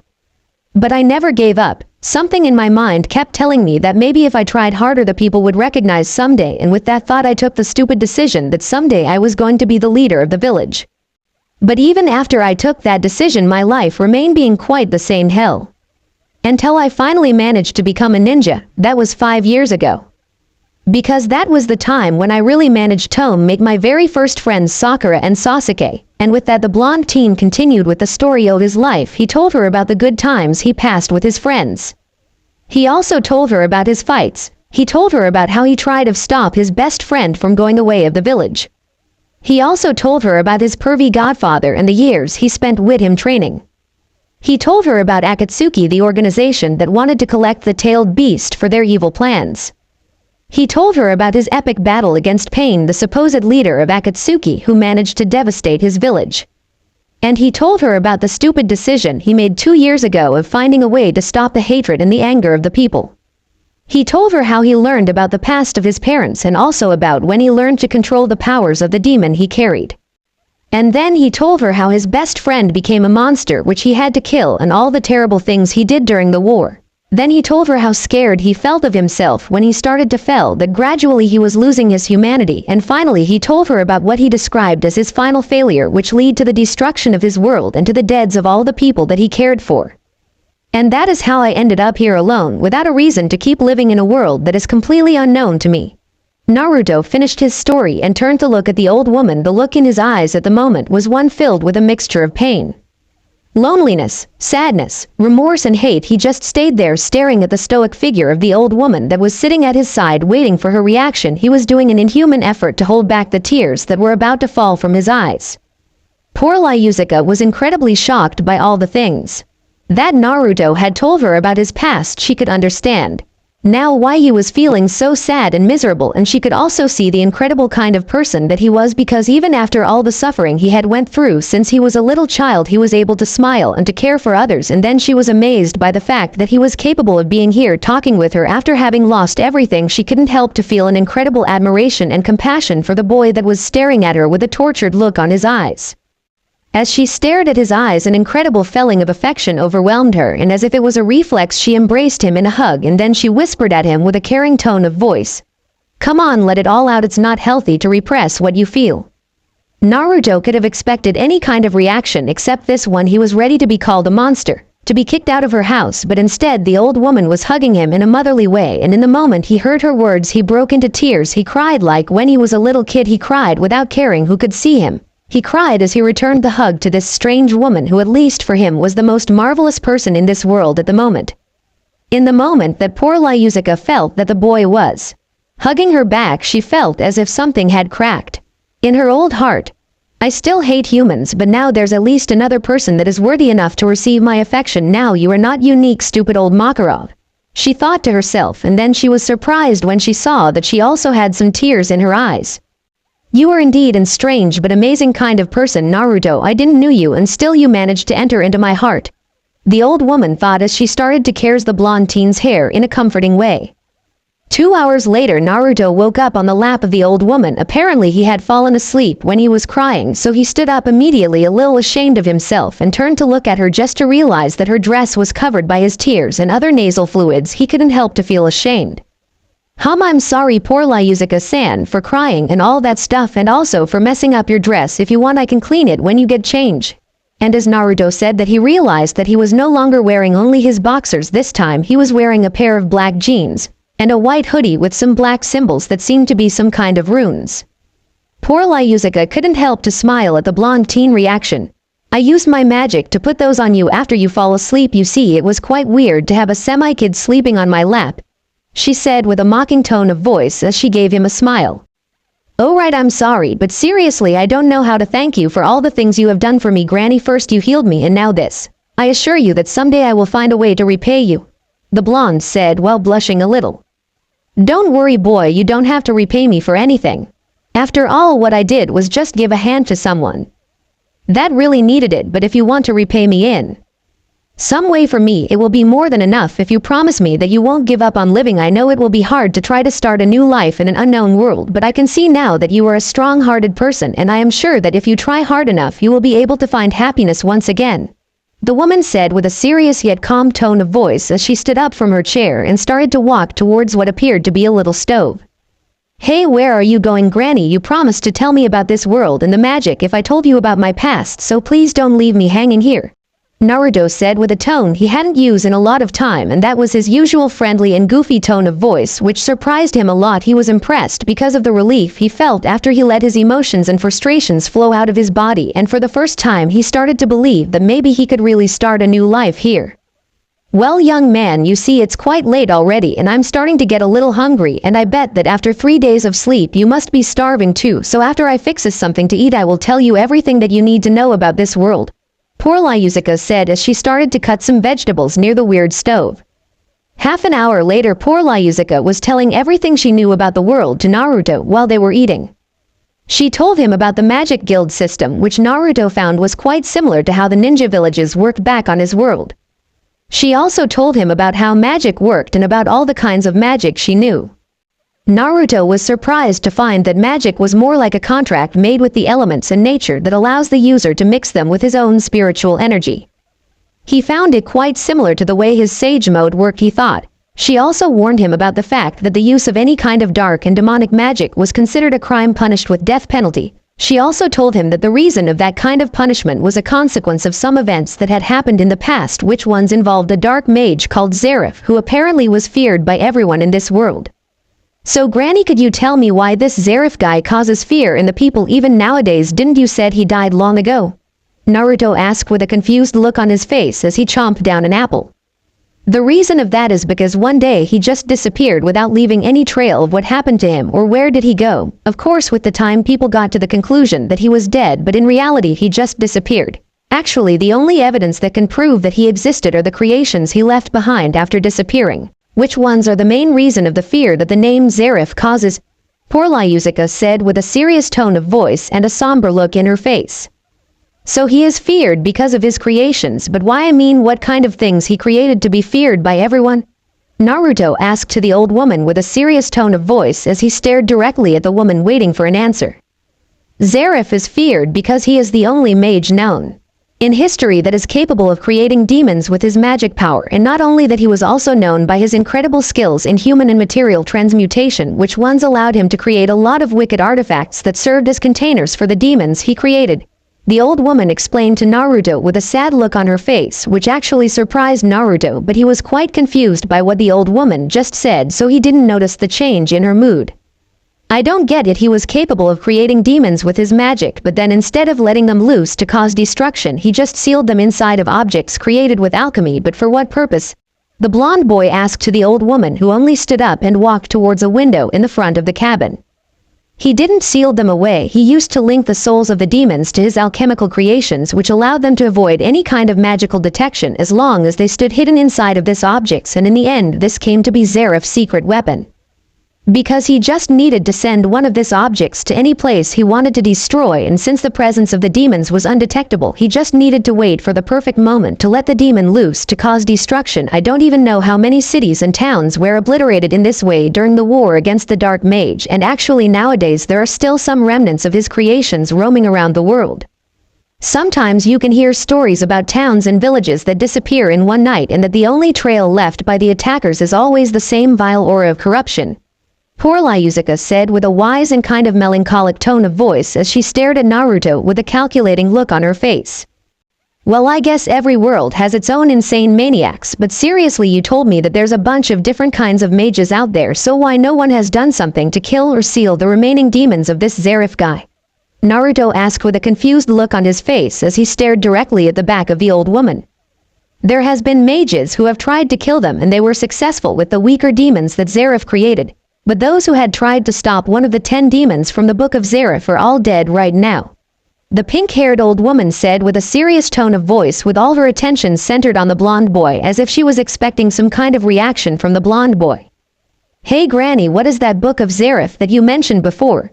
And why no one has tried to seal those demons instead of killing them? Is much easier to get rid of them in that way.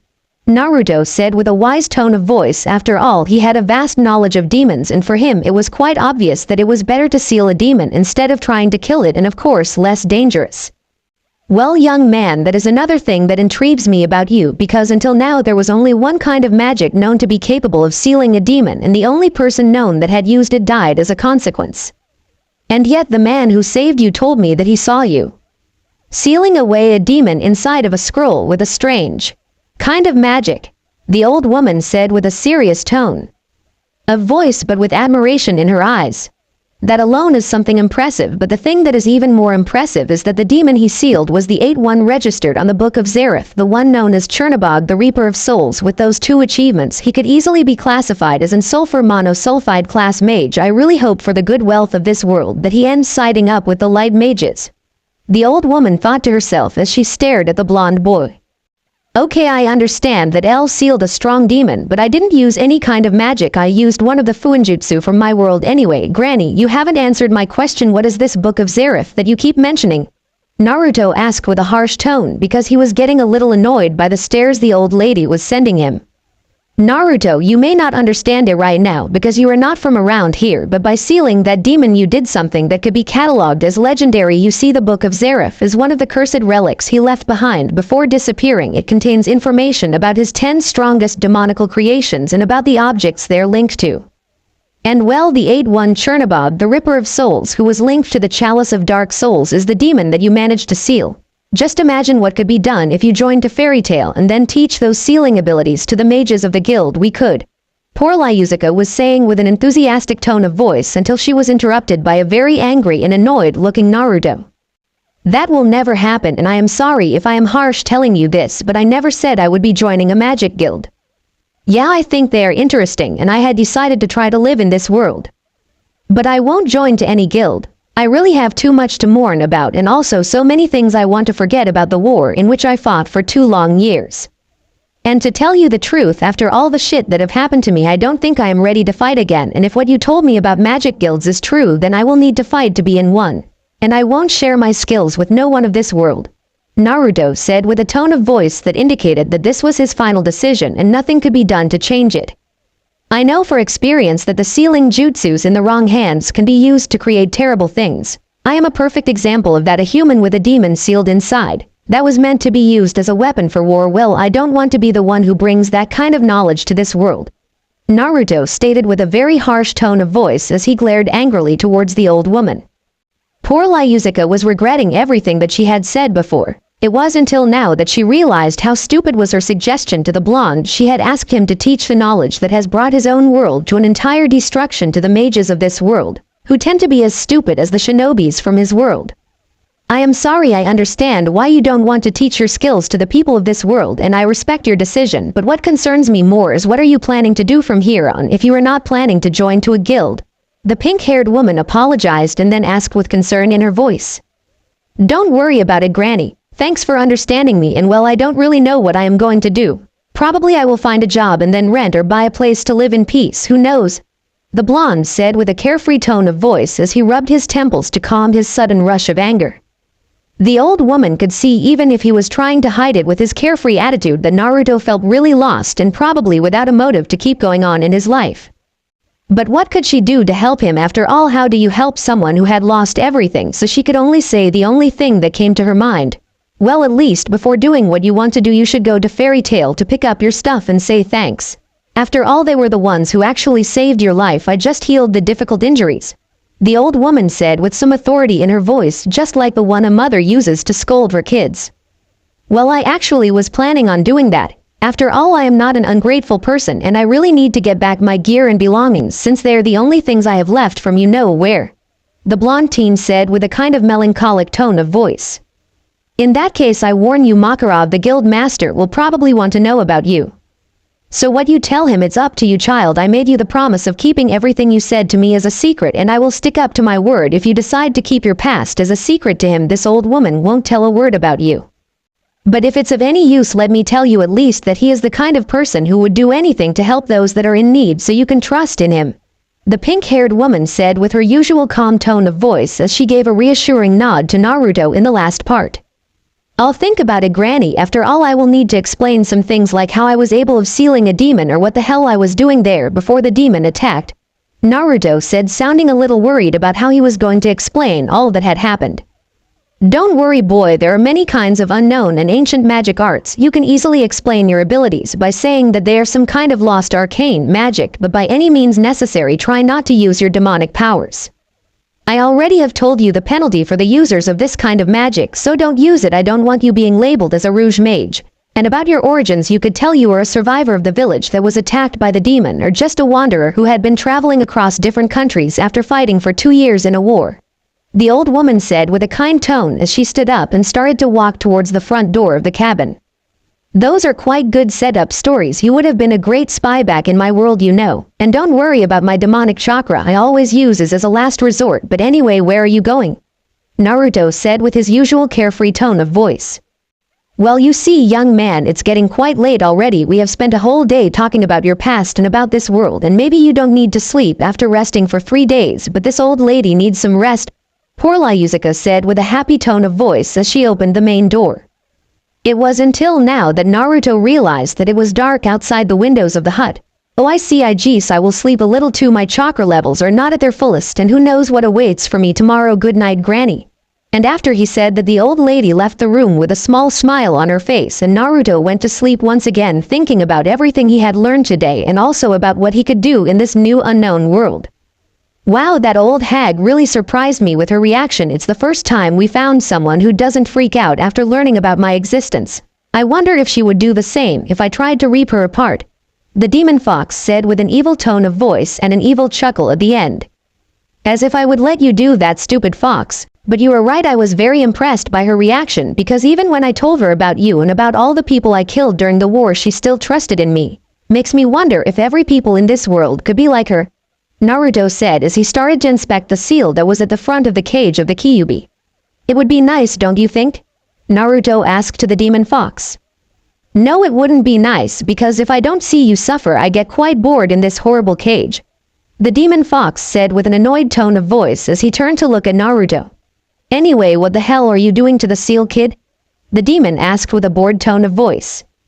Oh, nothing, just checking if it's in good state. You know, I was wondering if it was affected in any way by the dimensional travel, but it seems to be okay, so I'll be on my way now, Naruto said in a carefree tone of voice as he turned to leave his mindscape.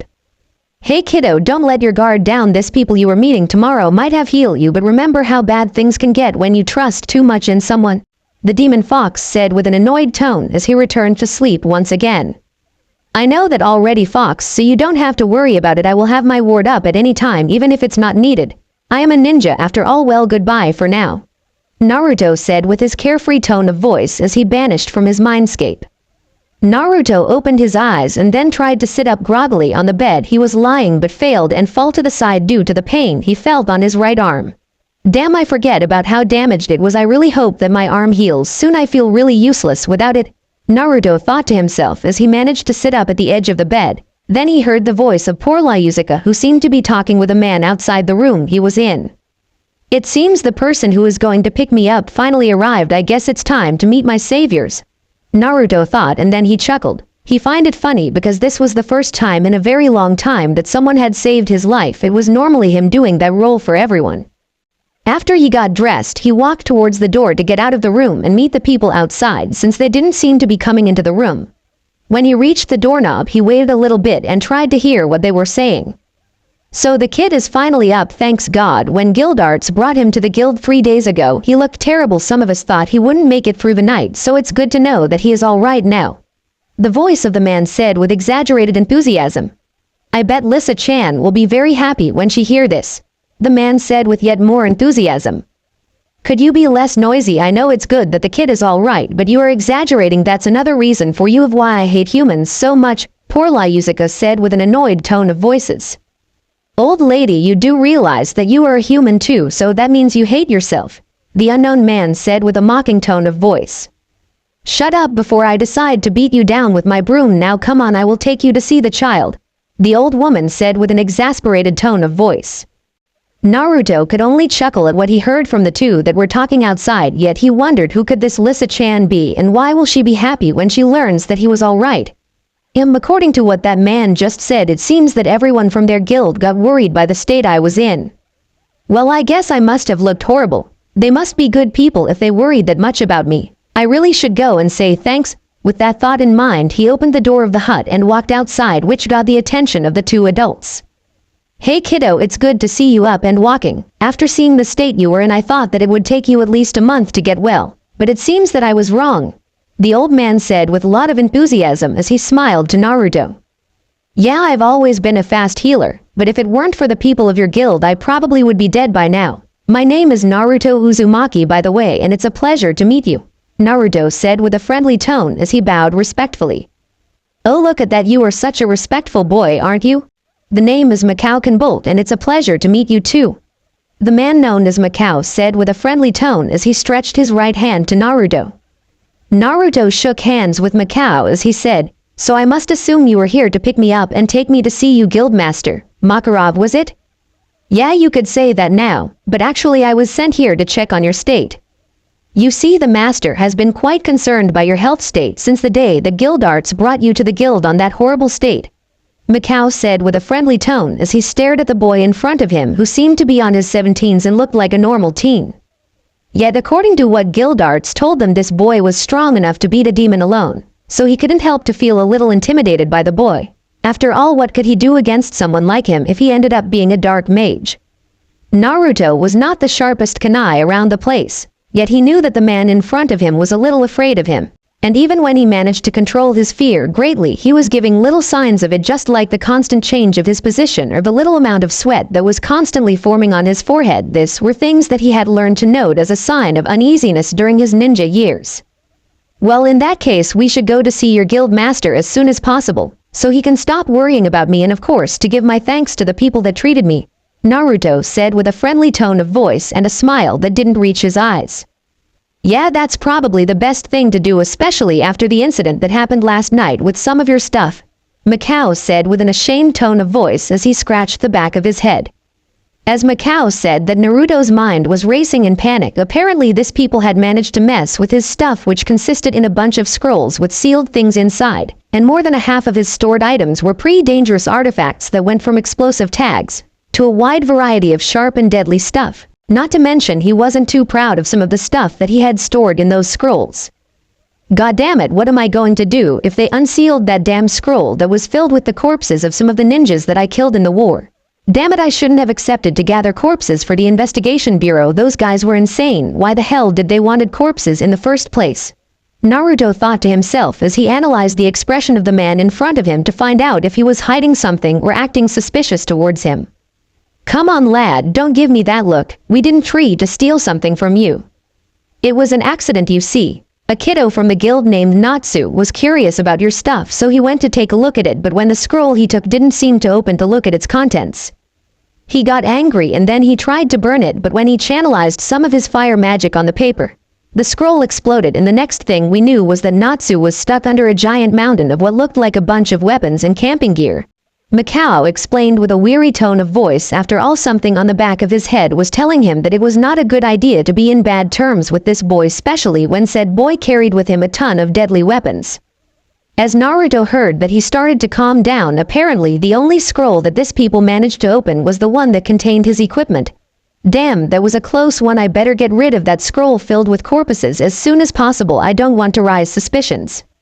Well, I guess it's okay then, but it's still wrong to roam on other people's stuff without permission, Naruto said with a carefree tone as he sent a small glare towards the old man in front of him.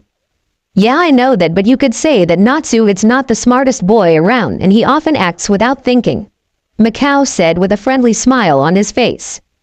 How funny, those words sound quite familiar to me. I bet that kid is quite like myself before the war, Naruto thought as a grim smile appeared on his face. Sorry to interrupt your friendly chat, but the boy is up and healthy, so you better get out of my sight now before I have to pummel you with my broom. Poor Lyuzuka shouted at them angrily as she started to spin her broom angrily in front of them. Naruto and Macau's sweat dropped at the old woman's antics as she started to approach to them with her spinning broom. Well, I think we better go before the old lady starts to hit us with that scary broom of hers, Macau said with a nervous smile on his face. Yeah, you may be right, but I'm not leaving because she is scary. On the contrary, I believe she is a very kind person, but I really want to get my gear and equipment back as soon as possible, Naruto said with a friendly tone of voice as he looked at the angry lady with the spinning broom. You say that she is kind, don't you see that the old hag is fretting us with that broom from hell? Macau said with a scared tone, and immediately his words earned him a direct hit to the head with the broom. Poor Lyuzuka was impressed because even when she was acting like that, the blonde boy still said that she was a kind person and not a scary one. God, this boy is quite like Makarov. When he was young, no matter what I did to him, he always said that I was a kind person. And as she was thinking this, she heard the words that Macau said, which immediately caused her to send a direct hit with her broom to the poor man's head as she yelled, "Don't call me old hag, that is why I hate humans."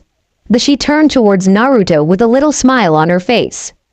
That was quite a good chop to the head with that broom, Ba-chan, Naruto said with a smile on his face as he watched the bump that hit formed on Macau's head. I told you to not call me Ba-chan boy, but anyway, you are quite an interesting one, so even if I do hate humans, I allow you to visit from time to time. It will be interesting to hear how you do in this place, poor Lyuzuka said with a stern look and a small smile on her face as she pointed her broom menacingly at Naruto's face. Now you better leave, I have a pretty busy day ahead and I can't waste any more time with you too, she said as she turned and walked inside her hut. Naruto couldn't help but smile at the old woman's antics as he watched her enter her house.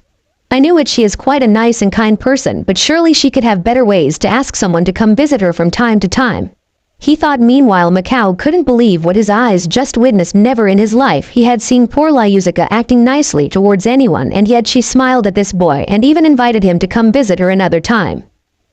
How did you do that? I mean, how did you manage to get in that old lady's good side?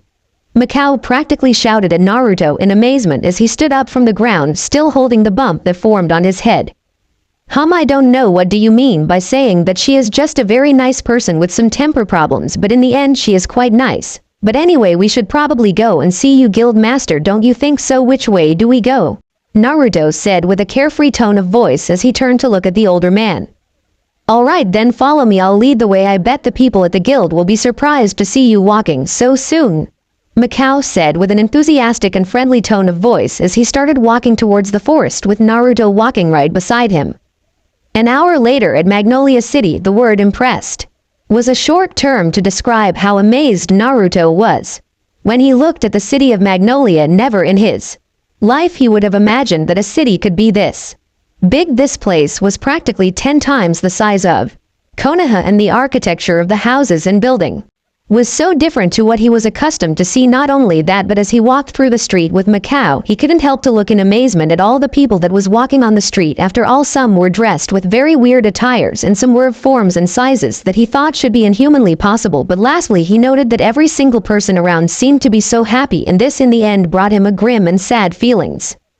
I guess that this is the final probe that assures that I'm not on the elemental nations anymore. I mean, everything looks so lively here and everyone looks so happy. It kinds of make you think of how unfair our world end was. I mean, before the end of the war, nearly every landscape was scorched or marked by the destruction of the war. The civilians of every nation were suffering of sicknesses and starvation because of the taxes that were issued to sustain the fighting force. I mean, everything in our world looked so dead compared to this one. Naruto, tough as a tormented and sad look appeared on his face, which didn't go unnoticed by Mikao. Yeah, looking at this place kinds of make you think that this is a better world than ours. I can bet that the final vision of peace of the Sage of the Six Paths was something like this. The Kyuubi said from inside Naruto's mindscape. Wow, Kurama, now that is surprising. I mean, you haven't talked to me in a civil tone of voice since that fight with Madara a year ago, and more importantly, you have never talked about your creator, the Sage. Naruto said with a surprised tone of voice as he talked in his thoughts with the Kyuubi. And I will never talk ever again in that way with you, a fucking traitor. That was just a little slip of me. Naruto, I will never forgive you for what you did on that day. You nearly sold me for the life of a girl that was already dead. You betrayed my trust, and that is something I will never forgive. Kurama yelled angrily at Naruto as threw a giant punch towards Naruto, who didn't dodge and let the hit connect with his landscape form. Said punch sent him flying until he crashed against one of the walls of his landscape. I guess I deserved that punch from you, Fox, and probably I deserve even more, but you have to understand that I needed to try. You knew that I loved her more than anything. She was my light on that sea of darkness and bloodshed, and when she died fighting that fucking Teme, more than a half of me died with her. So when I got that offer from that monster, Naruto was saying with a tortured and faraway look as he stared directly at the demon fox, but he was interrupted by the ferocious roar of the fox. Just shut the hell up, you fucking kid. I have told you 1,000 times that I don't care what were your reasons. For me, on that day you betrayed my trust by doing a bargain with a monster who tricked you and nearly killed you, but not only that, he also took more than a half of my power on that day. So don't you ever dare to call me by my name. Now get out of my sight, traitor. And after the demon fox said that, he kicked Naruto out of his mindscape. Mikao didn't know what to do or think about this boy. First, he seemed to be quite amazed by the looks of the town and the people, so Mikao could guess that he was new to the area or even the country. But then a very sad look appeared on the boy's face, and to make things even worse, he just stopped walking and suddenly he fell to his knees and started holding his head as if he was in pain. Hey kid, are you alright kid? Answer me. Mikao asked the boy with worry as he put his hands on the boy's shoulders and started moving him, trying to get a reaction. Then after a moment the boy reacted and pushed Mikao away, and then he jumped back and adopted something similar to a battle stance. But then the boy kind of realized what he just did and apologized to him as he helped him to stand up. Hey, I'm pretty sorry about that. You must be thinking that I'm nuts or something, but you see, that tends to happen to me from time to time when some bad memories of my past come back, Naruto said, trying to sound as friendly and carefree as possible to not raise suspicions on the man. Well, I can't say that it wasn't strange, but believe it or not, I had seen worse, so don't worry about it. But what do you by bad memories, if you don't mind to tell me? Could it be something related to the demon that you fought or something else? Mikao asked with a friendly tone of voice as he started to walk again with the boy. Well, it's not a topic that I like to talk about since it was quite traumatic to me, to tell you the truth, but I can tell you this. I come from a very far away country, and in said country, a war started 2 years ago and I had to fight in it to protect the people that I cared about, but in the end I lost a lot more in that war than what I gained. So after the end of the war I left that country and became a wanderer, and since that day I have been traveling from country to country trying to find a new meaning for my life. That was until I decided to travel to Fury, and well, you kind of know the end of the story. I found a demon in the ruins of a village I was planning to visit. I fought him and here I am.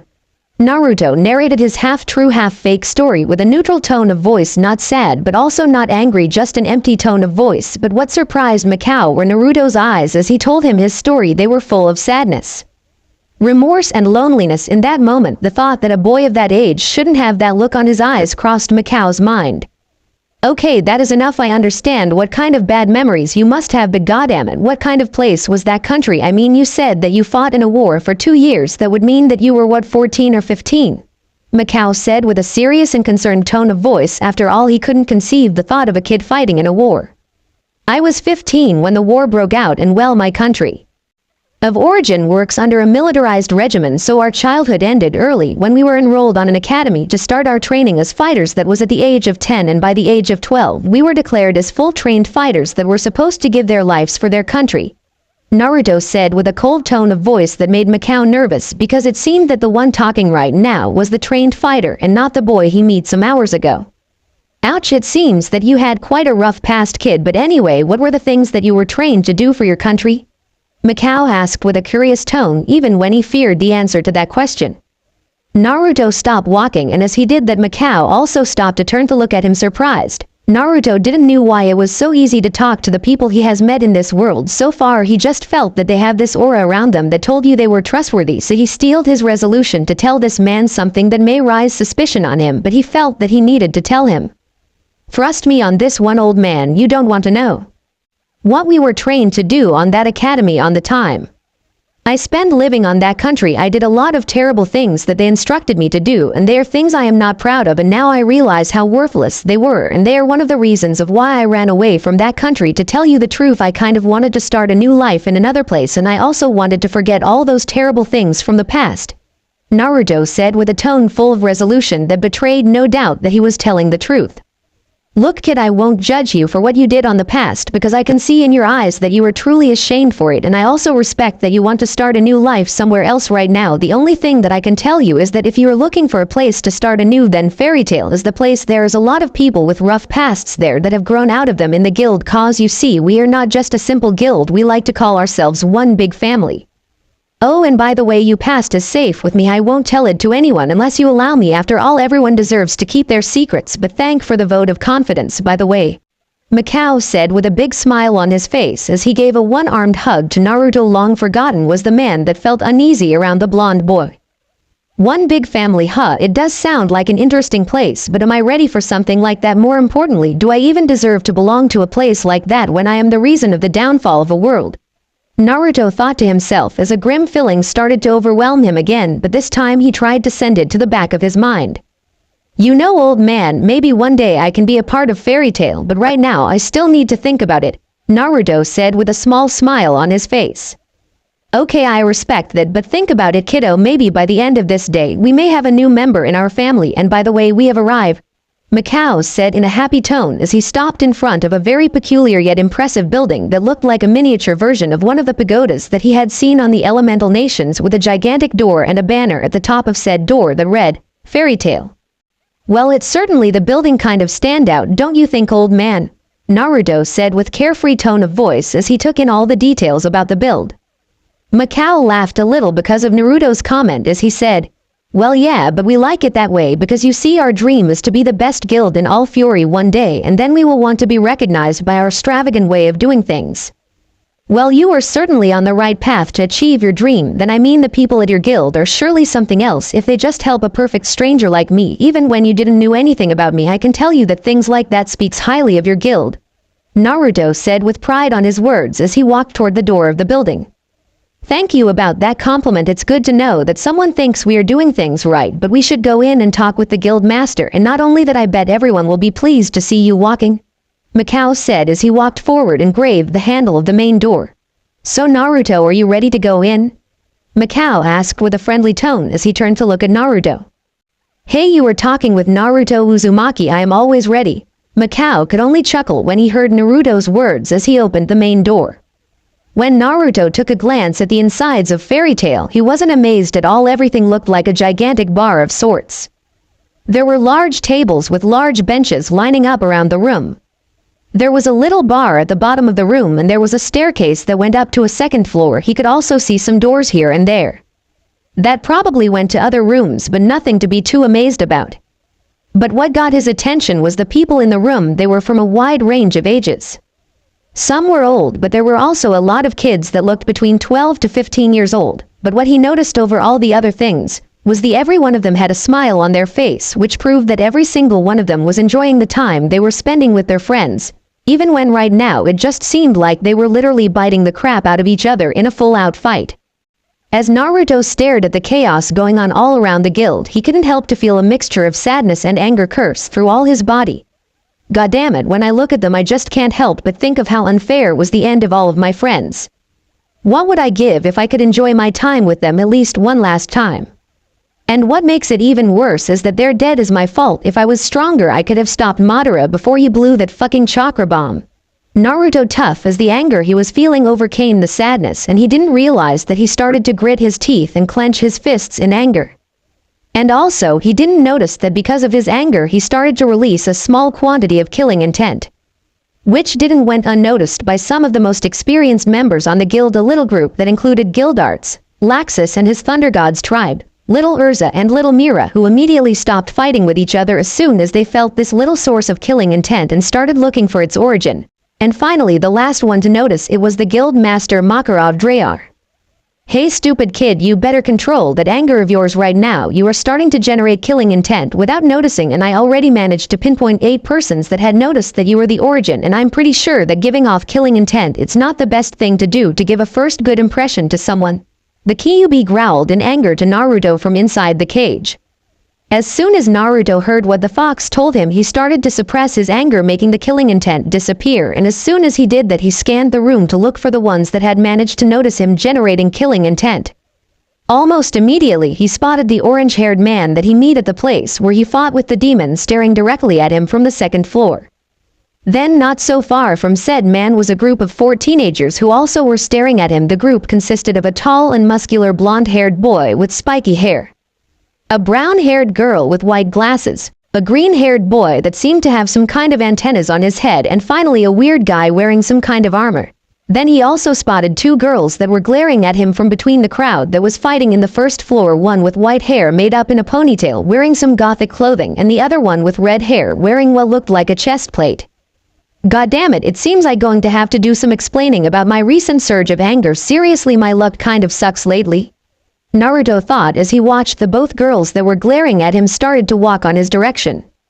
Now that I have a better look at both of them, they're certainly cute, and not only that the redhead kind of looks a little like my mother, but may God bless me if she has an attitude similar to the one my mother had when she was younger, Naruto thought, while an uneasy feeling was growing on his gut as he watched that both girls were getting closer and the glares they were sending him just seemed to intensify. But then he was brought out of his musing when he felt a tug on his shirt.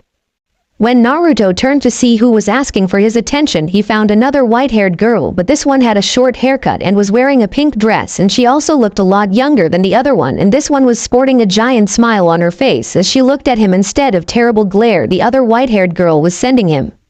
It's so good to see you up and healthy, sir. I was very worried about you the other day. I mean, you were so injured that I feared the worst, so it's great to see you are well now. By the way, my name is Lisana. What's yours? Lisana said in a friendly tone of voice, the smile never leaving her face as she extended her hand to Naruto. The moment that Naruto laid his eyes on the girl and he heard her words, he couldn't help to feel a little warm feeling on his pained heart, and he knew that this girl was one of those rare kind of persons that just really care about those in need, so he couldn't help to smile at the little girl that looked to be about 12 or 13 years old. The name is Naruto Uzumaki, and it's a pleasure to finally meet one of my saviors, little one, because if I'm standing here right now, it's thanks to you all.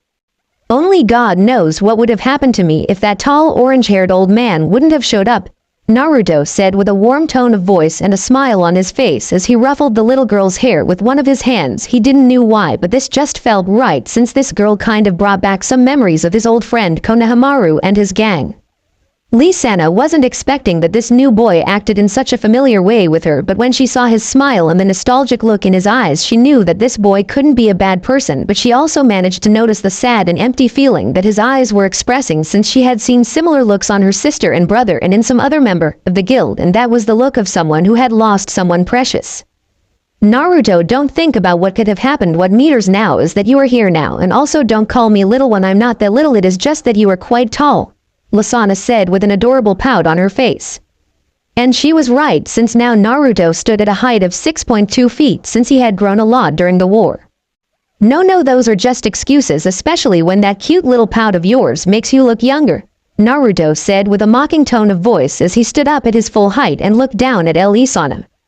You meanie, I helped to heal your wounds, and now here you are making fun of me, Lisana said with a pout even bigger than before.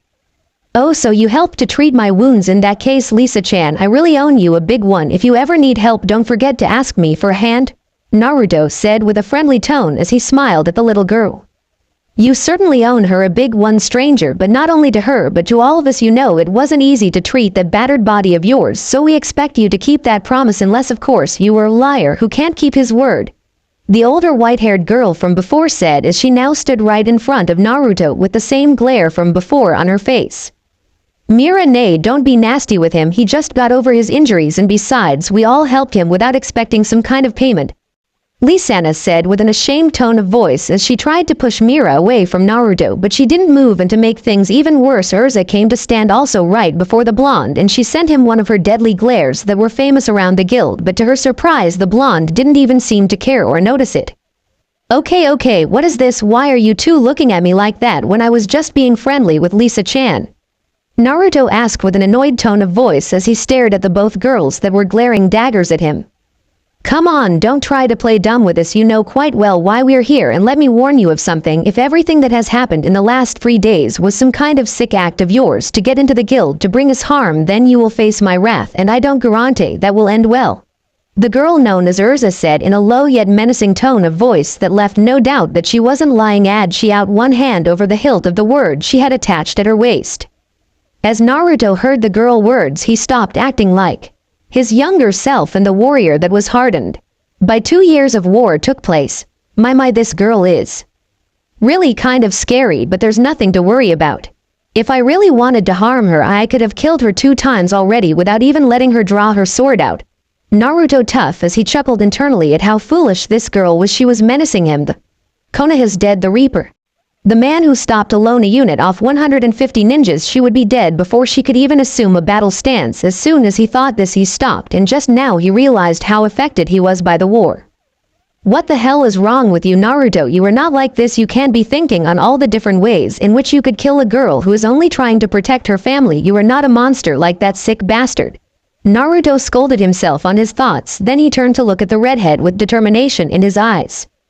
Okay, I am pretty sorry about what happened just a moment ago. You could say that was a little moment of weakness, so my magic started to go a little out of control, but I assure you, little miss, that I mean no harm to this place or the people in here, Naruto said with a serious tone as he stared directly at the redheaded girl's eyes.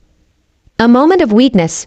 Urza asked with a perplexed look on her face, which was replaced by an angry glare again. You better explain, what do you mean by a moment of weakness? And I am not a little miss, my name is Urza Scarlet Stranger, and you better remember it if you don't want to have problems with me, Urza said with a very angry and menacing tone of voice. Macau could only stare like an idiot at what was happening.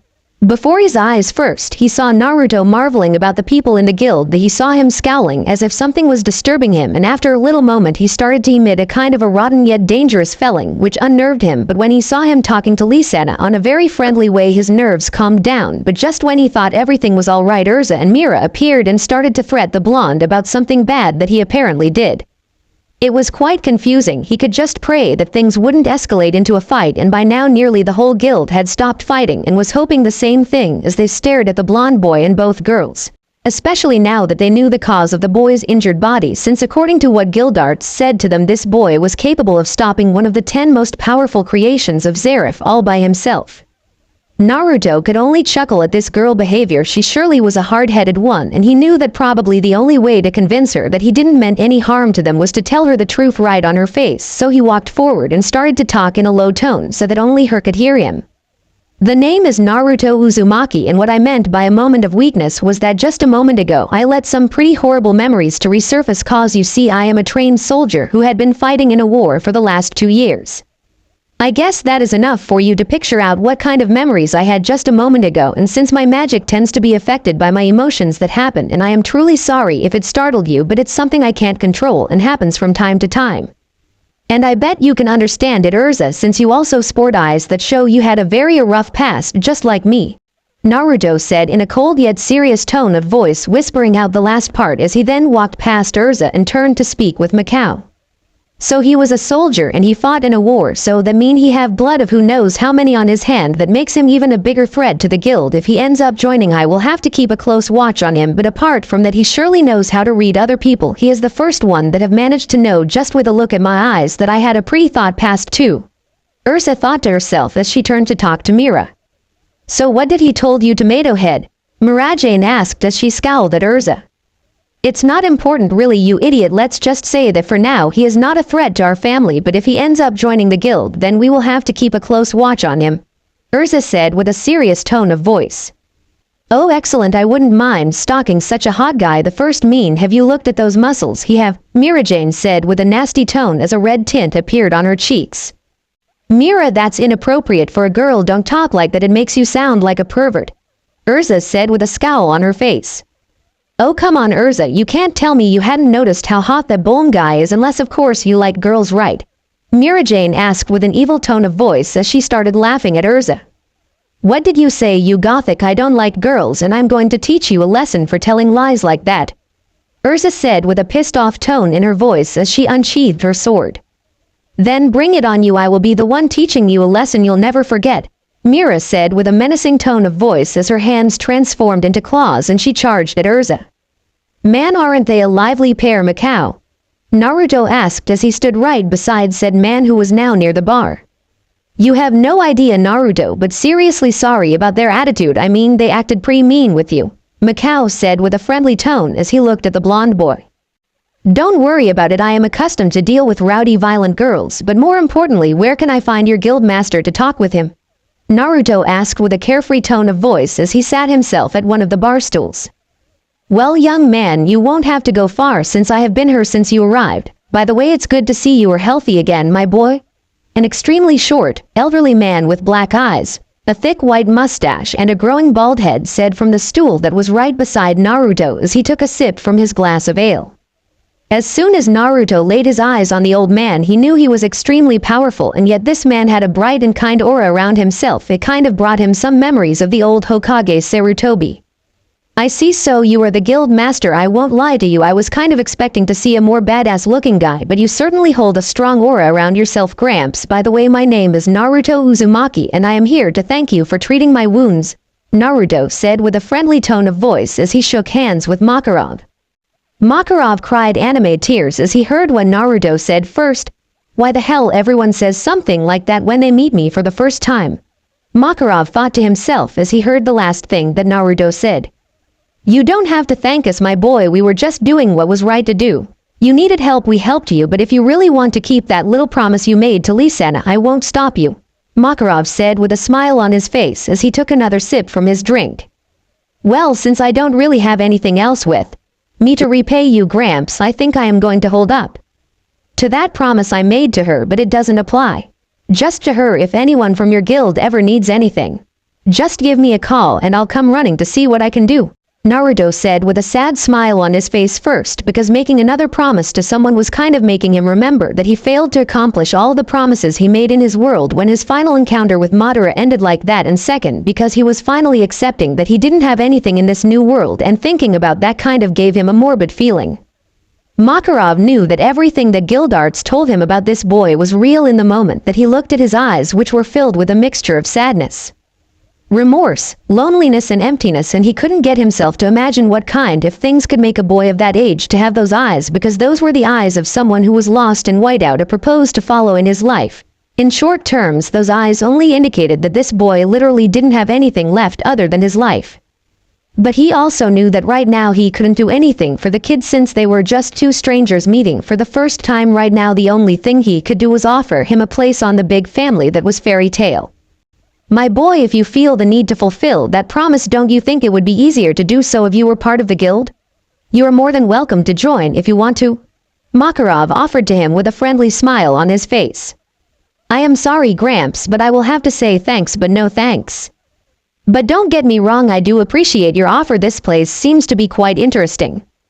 But right now I really have a lot of things on my mind, and even more things that I want to forget before even thinking of what to do next with my life. To tell you the truth, I just came here today because I wanted to recover my gear and to say thanks to the one who helped me, Naruto said with a sincere and calm tone of voice that made Makarov understand that no matter what he did right now, that was his final decision. Well, that's a shame, my boy, but I respect your decision. But will you hear an advice from an old man that has more experience in life than yourself? Makarov asked with a calm and wise tone of voice as he looked at Naruto. Go ahead, Gramps, even if it surprises you, I always hear the advices of the people around me, Naruto said with a friendly smile on his face. Okay, Naruto boy, my advice for you that you should never forget that no matter what is the burden you are carrying on your shoulders, everybody deserves a second chance to start anew, even if it scares us to do so. We have the chance to take that decision. When Naruto heard those words, he was surprised because this old man understood a lot of his situation with just giving him a look, and not only that, with his words he had showed him that he really cared for his well-being. This old man was really a lot like the third Hokage. Thanks, old man, I really appreciate those words and I assure you that I will think about it, but as I said before, I need some time to think and to forget, Naruto said with a silent yet serious tone of voice that told Makarov that this boy really appreciated his advice. But do I really deserve a chance to start anew after all the things that have happened because of me? Naruto thought to himself with a far-off look on his face. Well then, my boy, then I am afraid that the only thing we still have to do before you can go is to go and get your equipment from my office. And I also wanted to discuss some things about the fight you had with that demon, but let's do that in private, so follow me. Makarov said with a calm tone of voice as he got up from the stool he was sitting at and started to walk towards the stairs that went up to the second floor. Naruto only nodded and followed him. Glide Arts had been watching them from afar since Naruto started to talk with the guild master, and when he saw the face that Makarov had when he and the boy entered his office, he knew that the blonde kid had probably turned down his invitation to the guild, and he could only sigh when he saw that. Goddammit, kid, what have you gone through to be like that, and more importantly, will you ever be able to get over it so that you can continue with your life? Guildarts thought as he stared at the ceiling of the guild, wondering if he should try to do something to convince Naruto to join the guild. The end. Now we will see you in the next video.